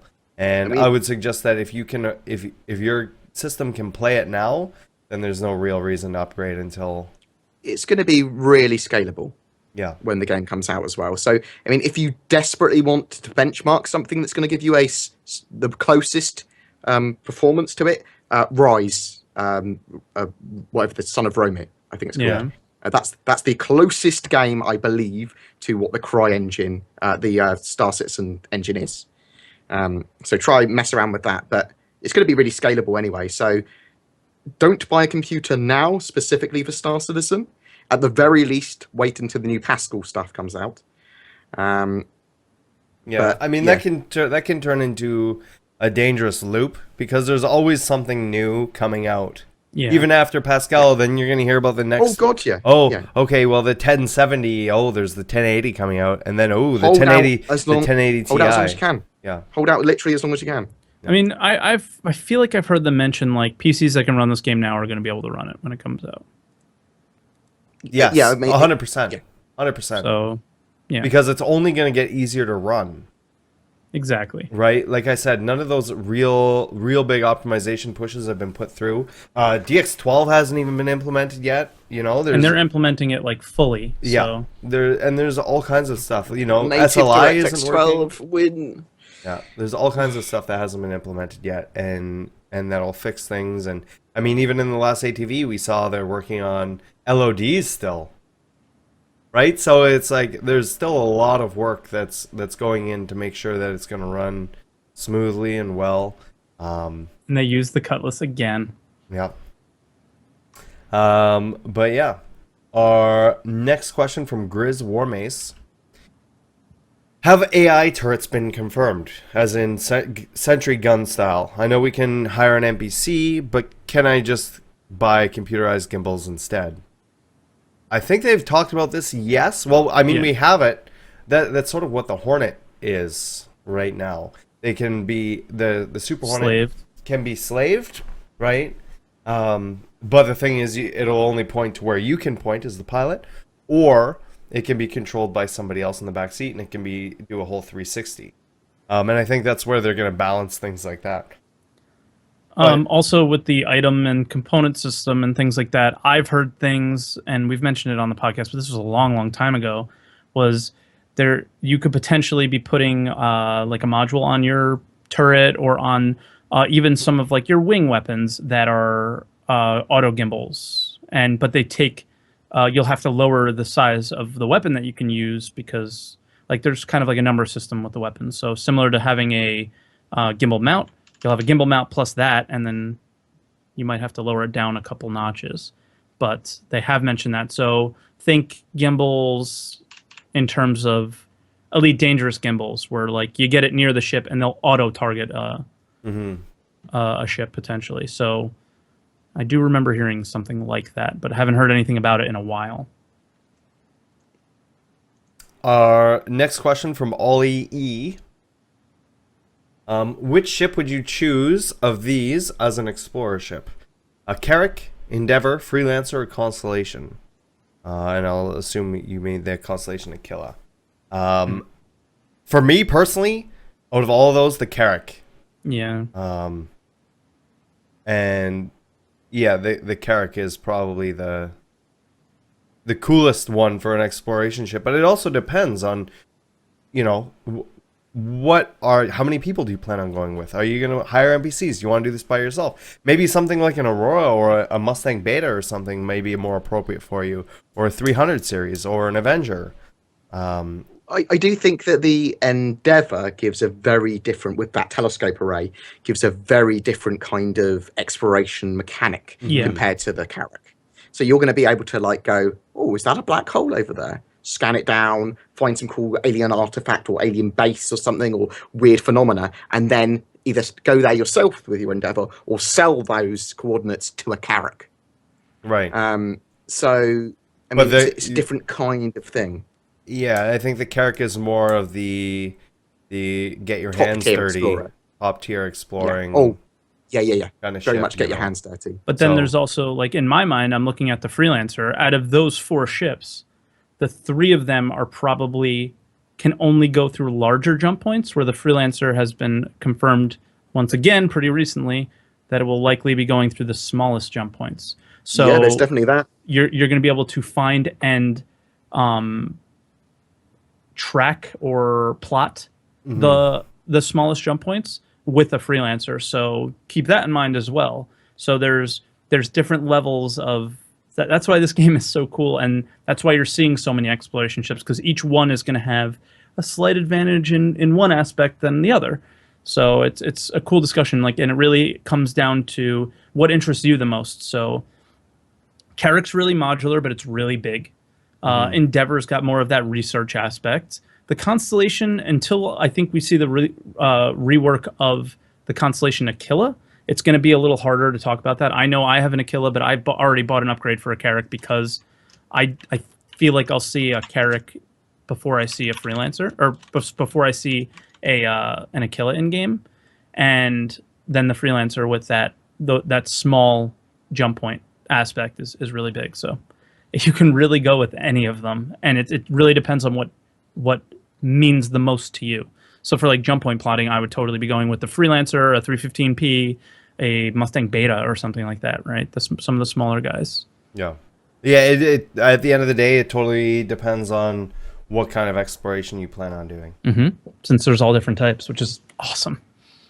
Our next question is from JIJ, and he asks, in regards to the FPS and medical aspect of the game, in terms of complexity, how complex would you like to see this implemented, taking into consideration the need for the game to still be fun for the player treating and the patient? Well, I think it really depends on the complexity of the damage that's done as well, right? So I think that if, somebody gets an arm or a leg blown off, then yeah, maybe the complexity, you have to be in an Endeavor, or you have to be in at least a Cutlass Red or Planet Side Hospital or something like that, and have some sort of mini game where you have that. But in terms of just getting shot and just healing yourself up, I mean, I don't see it getting a lot more complex than what we have now. But like, they're gonna have that healing gun type thing that we've seen kind of. It's like a 3D printer. Yeah. You don't want it too complex. No. You don't want it too complex. You want possibly a lot to do, so there's lots of different things and lots of different, based on your equipment, things that you could do. And obviously you can do the wrong thing by accident because you've misread the situation or you've not used the correct way of doing something for some reason. Like Twerk could be going, is that my leg? Oh shit. Yeah, it is, dude. Why didn't you? I didn't realize. Maybe patching up his leg, and I haven't injected him with painkillers, so when I'm, I don't know, binding up the wound or cauterizing the wound, it actually deals him more damage and he passes out or something. Yeah. Now some people are saying it's going to be exactly like fixing ships, but even the fixing ships mechanic isn't fully implemented yet, right? Like, so we have those little auto robot things, but we know that that's not going to be the case, especially with the ships like the Crucible that they've talked about. There's a gameplay mechanic to repairing ships and to fixing ships. I'm sure there'll be a gameplay mechanic to being a medic and stuff like that. There are a lot of people I know out there that want to play that medic, and if they don't have engaging gameplay, then they're going to be kind of let down quite a bit. And I think that CIG even wants to have something in there that's more than just pointing some sort of laser gun at something, pressing the trigger, and then it being done. I'm sure there'll be more complexity to it than that. It doesn't need to be complex to be engaging, though. Yeah.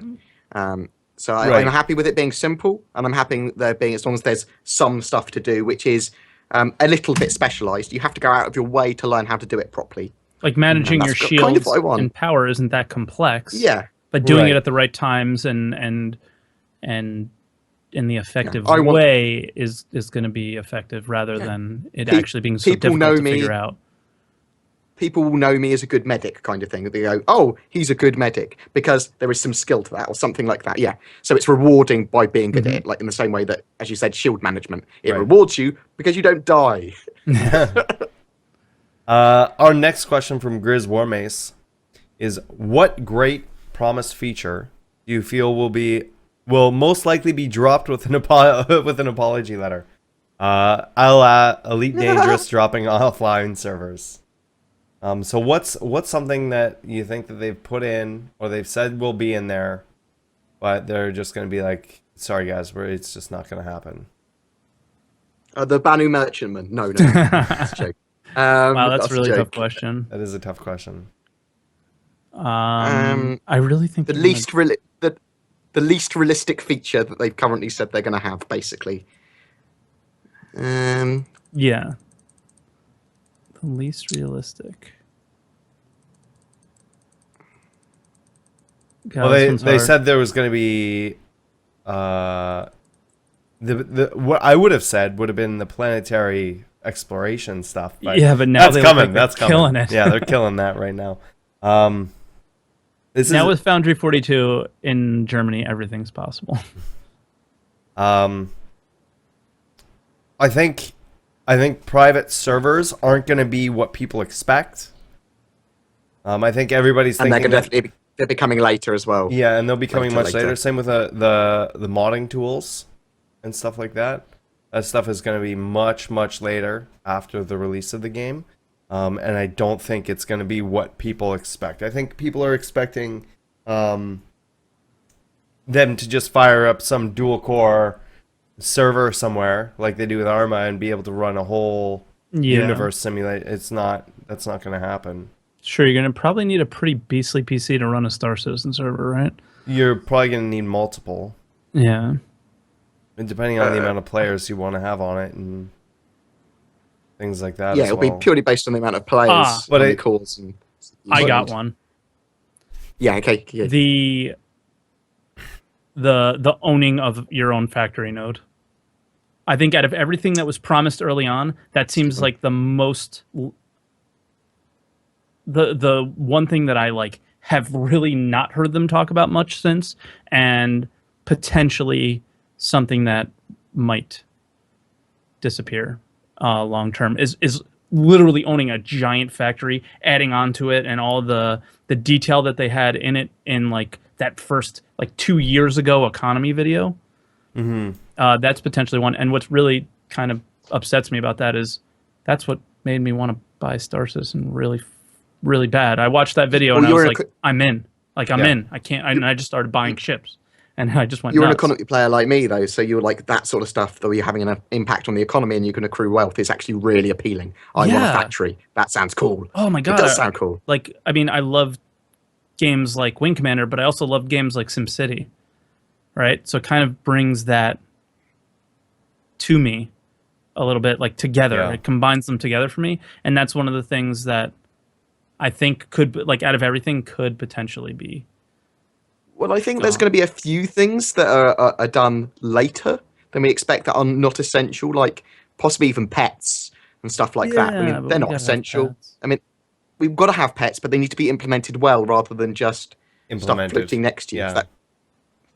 Yeah, they need to. Yeah, yeah. Rather than just sort of we've got pets at the moment. We've got the noodle machine. That's pretty much a pet. We've got fish.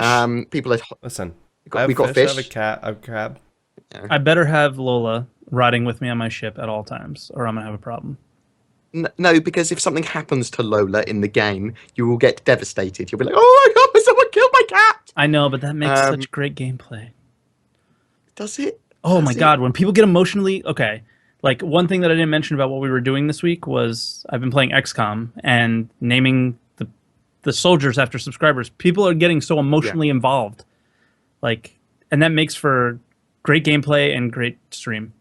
So, Okay. yeah. Okay. I think it'd be cool. I'm not really sure. I mean, the HOTAS.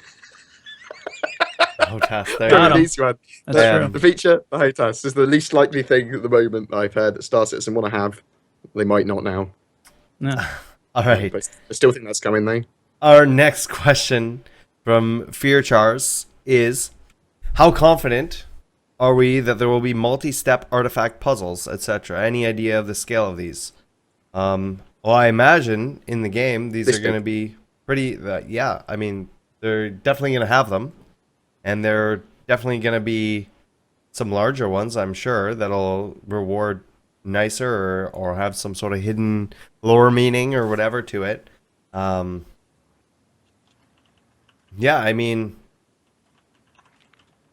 right now, if you look at even the small little test stuff that they have, right, with Kovalex and things like that, on how to, there's different answers and there's different ways you can end it and things like that. Like, adding multi-steps to that is just that, is adding more steps to it. I don't know what we'll see in terms of scale until we see the actual game for things like that, but I imagine there's going to be everything from something that's really simple and straightforward to things that are very complex and very difficult to track down. And we possibly have something like that already in the Hadesian or Hadesian artifact, yeah. The $45 million reward. That has weird runes on it, and it implies that has some form of meaning. So stuff like that is going to be complex, possibly even stuff that you have to research out of the game to find out answers for, which I really like. So there's going to be loads of cool stuff. There's going to be loads of cool stuff for missions. There's going to be loads of different routes down missions. Some missions are going to be modular. It's going to be exciting. And yeah, we have one more question, and then that's it. And then I can pee. And this last question is, will we be able to have stickers on our ships like pinup girls, things like org logos, etc.? Yes. Definitely. It's something they've been talking about, and they said that at the very base of customization, even if we can't do the paint system, which it sounds like we are going to be able to do, even if we can't fully customize the whole thing with our custom Miku-chan graphics, that we'll be able to at least have an area on the ship, an area on the ship that we can have our own custom nose art or org logo or whatever it is that you want to put there. Yeah. And that is something that they've confirmed. So that pretty much wraps it up for this week's podcast. Oh, dang. BoredGamer, where can people find you, and what are you up to this week? So on the YouTubes, you can find me at BoredGamer UK. I'm sure someone will put a link in the thingamajig, and I'll put a link in the description, and it'll be on my YouTube channel. So, I mean, you'll already be there if you're watching it later. This week, I'm probably going to build another PC over the next 2 weeks. Okay. Out of server parts, a slightly better one with 24 cores. Basically, the scrapyard PC I made previously, it was restricted by its PCI Express slot. Yep. And I'll be going into that in more detail when I do that video. And I'm going to be looking at a little bit more of hardware-y stuff on my channel as well, just like once every couple of weeks, not too much content on it. I want to do some meta and stats stuff as well this week. It's probably quite a lot I'm doing, but I don't really know what it is until it happens. And I really need to pee. Also, I really desperately want to thank my Patreons at the moment. Some of them have been giving me amazing ideas for stuff, and I've been talking to them lots. Anyone that wishes to donate on Patreon, I'm definitely not going to say no. You guys are absolutely legendary. Both I have one, all these guys have one, and we have one on for Redacted as well in general. All of those funds get used directly for our channels to improve them. And That's right. Thank you. Yeah. Some of you guys are literally amazing. It's not. Oh yeah, sorry. Yeah. So that hardware thing that you're doing, is that because I know I asked you recently, and I showed you some stuff that I'm going to be building in the near future. Did that have any effect on that at all, or was this something you're going to do anyways? Well, I was going to do it anyways because I looked at the PC I made and I was like, it was performing really well. It's performing almost as well as my gaming PC, but I was losing. I couldn't work out where the bottleneck was, and then I was like, it's literally at the PCI slot. And if I had a better PCI slot, if I had a 16 times PCI Express Gen 2 slot or a 3 Gen slot, then I'd be getting like almost 20% more. It's because of Star Citizen is really, really, really communicates loads with the CPU and GPU, so you lose a load of percentage of your frames. Right. So, and I'll be talking about more about that. But yes, I like your idea for your streaming PC, but buy a whole server. Don't buy the board separately. No. ThriftBot does not like. ThriftBot's answer doesn't work for what I need. No. Yep. Twerk. What about you? Where can people find you, and what are you up to in this next week? Well, obviously we're on my channel today, so you can find me here. So if you haven't followed yet, make sure you do so, especially because we got that giveaway going right now. You got to be following my channel, Source's channel, and BoredGamer's channel. Take part in that. And what I'm up to this week is just playing some Star Citizen for the rest of the week, playing XCOM again on Monday, naming the subs, like I said earlier, which is it's been really, really fun. It's a nice change of pace. I'm definitely going to work in some Elite Dangerous coming up in the future as well. And other than that, just hanging out, relaxing, the usual, nothing crazy. Cool. Yeah, we're gonna set up some giveaways for the coming months, probably the coming months here in the future. We discussed it a while ago, and I kind of never wrote it down and forgot. So we gotta do some voting again, and figure out what we're gonna be giving away over the next couple months. So keep an eye out for those in the future. That shirt, is that coming anytime soon, or is that something more? I think that's gonna be a springtime thing. So in a few months. Okay. I want to spread them out a bit. Yeah, you guys can find me at twitch.tv/WTFosaurus, twitter.com/WTFosaurus, and on the Redacted forums once those are moved. I do have the Salty Noodle shirt up right now, and I mean, just think of the kittens. And this is the selling point right here. These guys, just think of the kittens. If you want them to stay as kittens and alive, then just buy a shirt. Wow. No pressure. But yeah, so I'm gonna be doing I'm gonna be streaming right after this, and we'll continue the raffle over on my channel. We have a couple of ships we're gonna be giving away soon. So Friday I'm doing Fireball Friday, where I drank this entire bottle of Fireball because I'm ridiculous. Excuse to drink Friday. Yeah, like it. Pretty much. Yeah. And I'm going to be doing that with Doc Pacey and possibly some other people from Redacted. And we're going to be giving away a carrot that day. So can I win the how do I win the carrot? So yeah, it will be a subscriber raffle on Friday. And then if we can hit 500 subs, which we're at 483 right now, by the time the carrot raffle is done, I'll also give away a Retaliator. So those are two big things coming up on that. Other than that, I'll probably have my channel down quite a bit, I have so much video editing to do. You guys have no idea. So I'll be doing that. I will make this video live right now, but I think what's going to happen is BoredGamer's going to take the audio and spruce up the audio a little bit. But I will actually right now, before I forget, I'm going to make sure that goes to live. Right now, so you guys can watch that in case you had problems listening to it on the podcast or anything like that. Feel free to share. There's something. What's that? Something important. We are on iTunes now. The Redacted yes. podcast in general, and all of these interviews, I will try and rip them into podcast format as well. So go follow us on either on SoundCloud or on iTunes. Just literally search for Star Citizen. We will appear in the first 2 searches for that. We'll get up to first pretty soon because we're the best. That's right. Yeah. Yeah. Victory dance for the future. Yeah. Yep. Can someone please stop me? Otherwise, I will continue to do that. Just keep doing your thing. Keep going. Keep doing your thing. Yeah. You'll never get to pee.